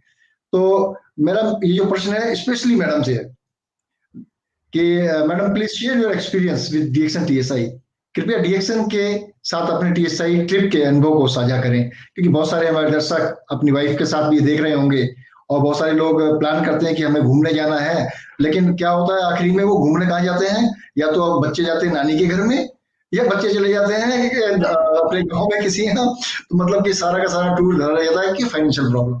लेकिन डीएक्सन में फाइनेंशियल फ्रीडम मिलती है और साथ साथ एक टीएसआई ट्रिप घूमने का भी मौका लगता है। तो इसके बारे में मैडम अपने एक्सपीरियंस के बारे में बताएं जो आपने ट्रिप डीएक्सन के साथ अटेंड की है। देखिए, हमने डीएक्सन के माध्यम से अपनी इंडिया में भी बहुत सी प्लेसेस देखी, और इंडिया में नहीं, इंटरनेशनली भी हमने कितनी कंट्रीज घूम ली। हाँ, आप देखिए, चाहे आप मलेशिया कहिए, इंडोनेशिया कहिए, बाली गए, हम मॉरिशस गए, Dubai, I mean so many countries. हाँ, तो हम लोगों ने कितनी कंट्रीज विजिट की हैं, तो ये डीएक्सन के माध्यम से। अब मेरा तो खैर जॉब ऐसा है कि मैं प्रोफेशनली भी बहुत कंट्रीज में जाती रहती हूँ, पर दोनों में बहुत फर्क है। जब मैं अपने प्रोफेशन से जाती हूँ, उस कंट्री में जाती हूँ, वो मीटिंग कॉन्फ्रेंस जो भी होती है वो अटेंड करती हूँ। एट द मोस्ट कोई एक आध जगह साइट सीइंग ले जाता है, चलो हाँ, और वापस आ जाती हूँ। तो आई मतलब it is mostly airport, hotel, venue और वापस। हाँ, फैमिली नहीं होती, डॉक्टर परवाना नहीं होते साथ। हाँ, ना डॉक्टर परवाना नहीं होते तब। हाँ, तब तो मैं सिर्फ अकेली होती हूँ। अब यहाँ पे क्या हुआ है कि जो डीएक्सन के हम टीएसआई ट्रिप पे जाते हैं, ऐसा लगता है कि हम एक बहुत बड़ी फैमिली हो गए हैं और हम सब एक दूसरे को जानते हैं, इतना मजा आता है। अब पहले ही पता होता है कि अच्छा वो भी आएगा, वो भी आएगा, व्हाट्सएप पे भी पहले ही शुरू हो जाता है कि अच्छा भी तुम क्या। तो वो जो एक्साइटमेंट होती है कि भाई हमने जाना है, और वहां जाके भी सब इतना बड़ा ग्रुप, तुम सबको जानते हो, और प्योर घूमना, एंजॉयमेंट। हाँ, तो वो मतलब कि वो मेरे प्रोफेशनल ट्रिप में नहीं होता, वो डीएक्सन से ही मिलता है मुझे।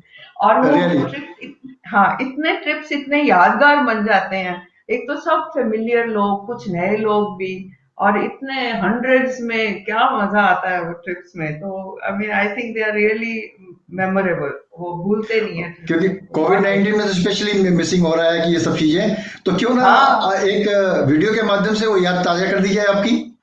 यस, जरूर।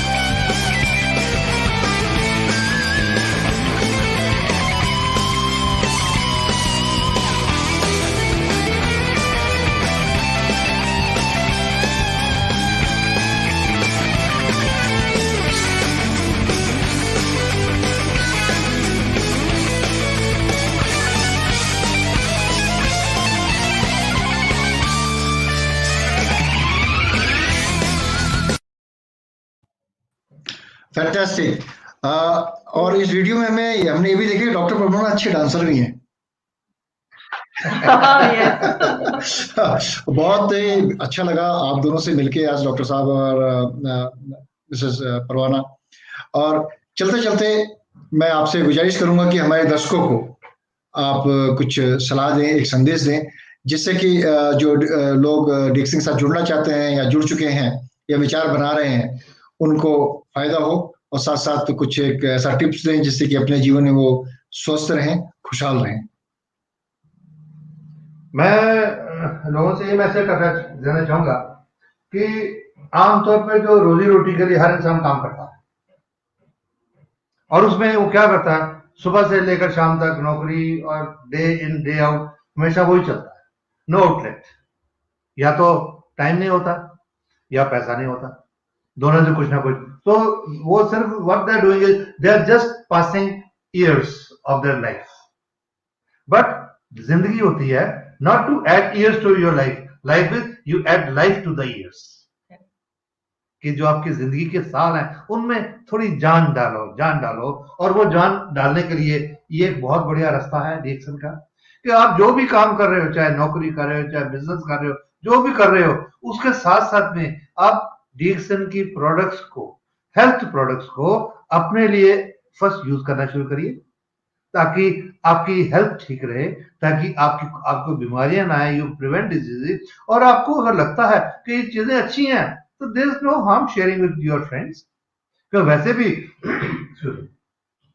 हम सुबह से कल शाम तक अपने दोस्तों, मित्रों से, रिश्तेदारों से कुछ ना कुछ तो शेयर करते रहते हैं। यार वो फला टीवी है वो बहुत बढ़िया है, वो फला कार है वो बहुत बढ़िया है, वो फला मोटरसाइकिल है बहुत बढ़िया है। हम अगर उन चीजों की बातें कर सकते, उन मटेरियल चीजों की बातें कर सकते हैं, तो हम ये क्यों नहीं कह सकते कि फला प्रोडक्ट इस्तेमाल करने से लाइफ अच्छी हो सकती है? ये बातें क्यों नहीं कर सकते? ये बातें करने में उसमें क्या प्रॉब्लम है? तो फिर वो आगे से आदमी पूछेगा कि जी इससे कैसी जिंदगी बढ़िया होगी, तो then you talk about the efficacy of the products, how the products, उन प्रोडक्ट ने बॉडी में काम कैसे करना है, गैनोडर्मा है, स्पिरुलिना है, या कॉर्डिसेप्स है, जो भी चीजें हैं उन्होंने काम कैसे करना है, वो काम करने से आपकी जिंदगी बढ़िया होती है। और फिर अगर आप भी औरों के साथ शेयर करें, तो जो डीएक्सन का सिस्टम है, उस सिस्टम के थ्रू आपको कुछ पैसा भी आने लग जाएगा। और जब आपको पैसा आने लग जाए, सपोजिंग हस्बैंड एक नौकरी करता है किसी पर्टिकुलर डिपार्टमेंट में, वाइफ किसी अलग डिपार्टमेंट में, किसी अलग फील्ड में नौकरी करती है, वाइफ की ट्रांसफर हो जाती है चेन्नई में और हस्बैंड की ट्रांसफर हो जाती है श्रीनगर में। वो श्रीनगर में रह रहा है, वो चेन्नई में रह रही है।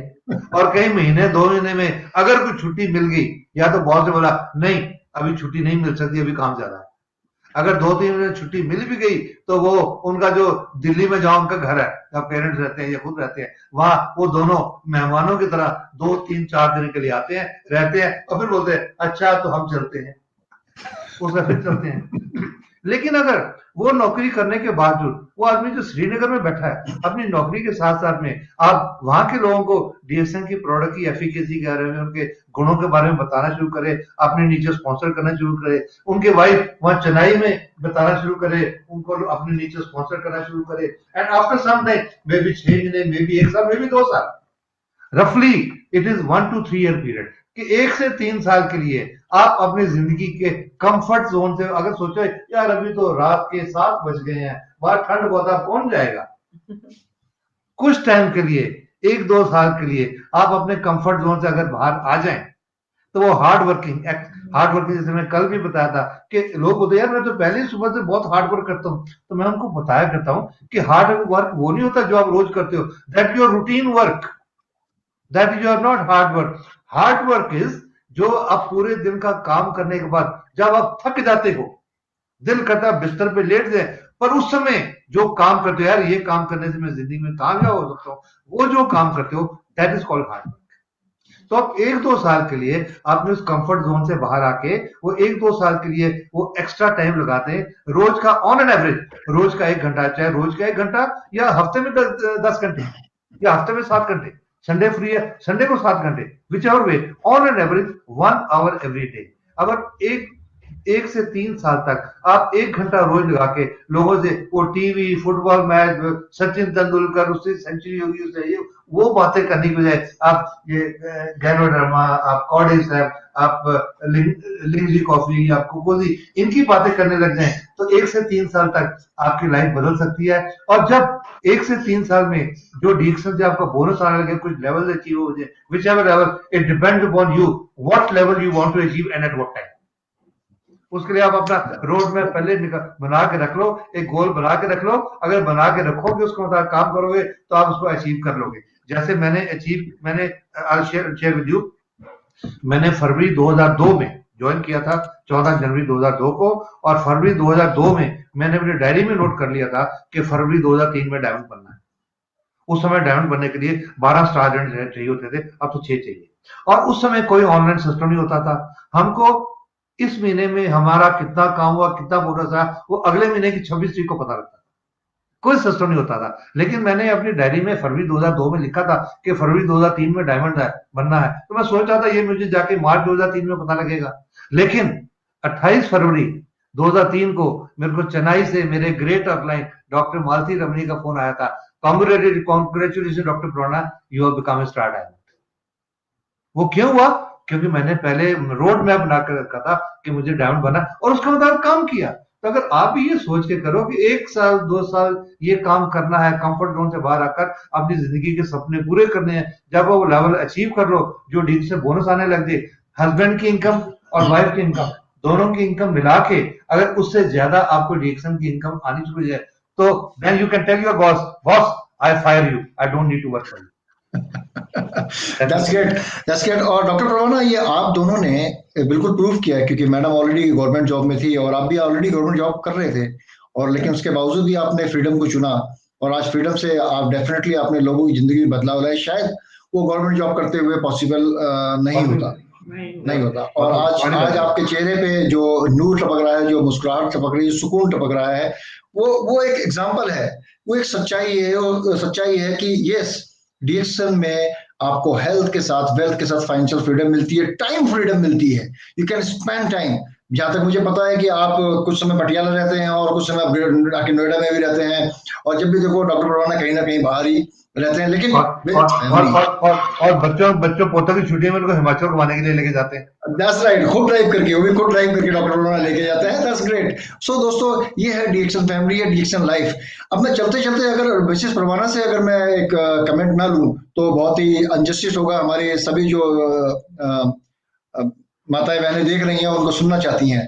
तो मैडम, क्योंकि आप ऑलरेडी वर्किंग भी थी और डॉक्टर प्रवाना भी डॉक्टर थे, तो कोरिलेशन आपने रखा।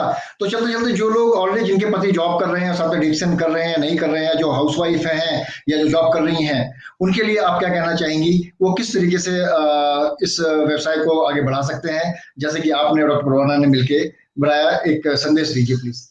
देखिए, सबसे पहले तो आप प्रोडक्ट्स घर में यूज जब तक नहीं करते, जैसे मैंने कहा, हमारे घर में सब, हमारे पोते से लेके वो 1-2 साल के थे, वो खुद ही कहते हैं कि मेरे को ये चाहिए। हाँ, तो सबसे पहले तो घर में आप प्रोडक्ट्स यूज करेंगे तो आप खुद ही एक वो एडवर्टाइजिंग वो बन जाते हो, क्योंकि घर में जो हमारे आता है उसे यही कॉफी मिलती है, यही चाय मिलती है, कुकीज मिलती है, ठीक है।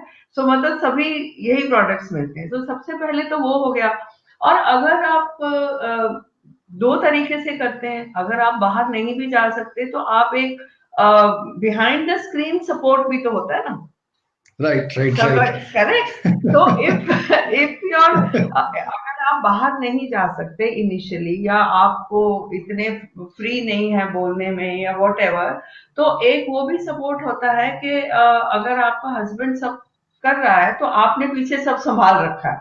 सी, right, that is also a support indirectly behind the screen, I say। हाँ, तो बहुत से तरीके हैं। और उसके बाद लेडीज तो एक दूसरे के साथ मिलती हैं मोस्टली, वो तो बैठती हैं गप लगाने, या पड़ोसन के साथ या उसके साथ, या किटी पार्टी होती है वहां जाती हैं। तो प्रोफेशनल्स जो होती हैं वो अपने कोलीग्स से मिलती हैं, जैसे मैं मिलती हूँ, तो I always leave a word about the DXN and the product. तो वो जब मिलती हैं तो तब उनको बताना चाहिए कि देख, मैं तो अभी कोविड आ गया ना, हम कुछ नहीं ले रहे, हमने तो डिएक्शन की अपनी प्रोडक्ट्स की डोज बढ़ा दी है।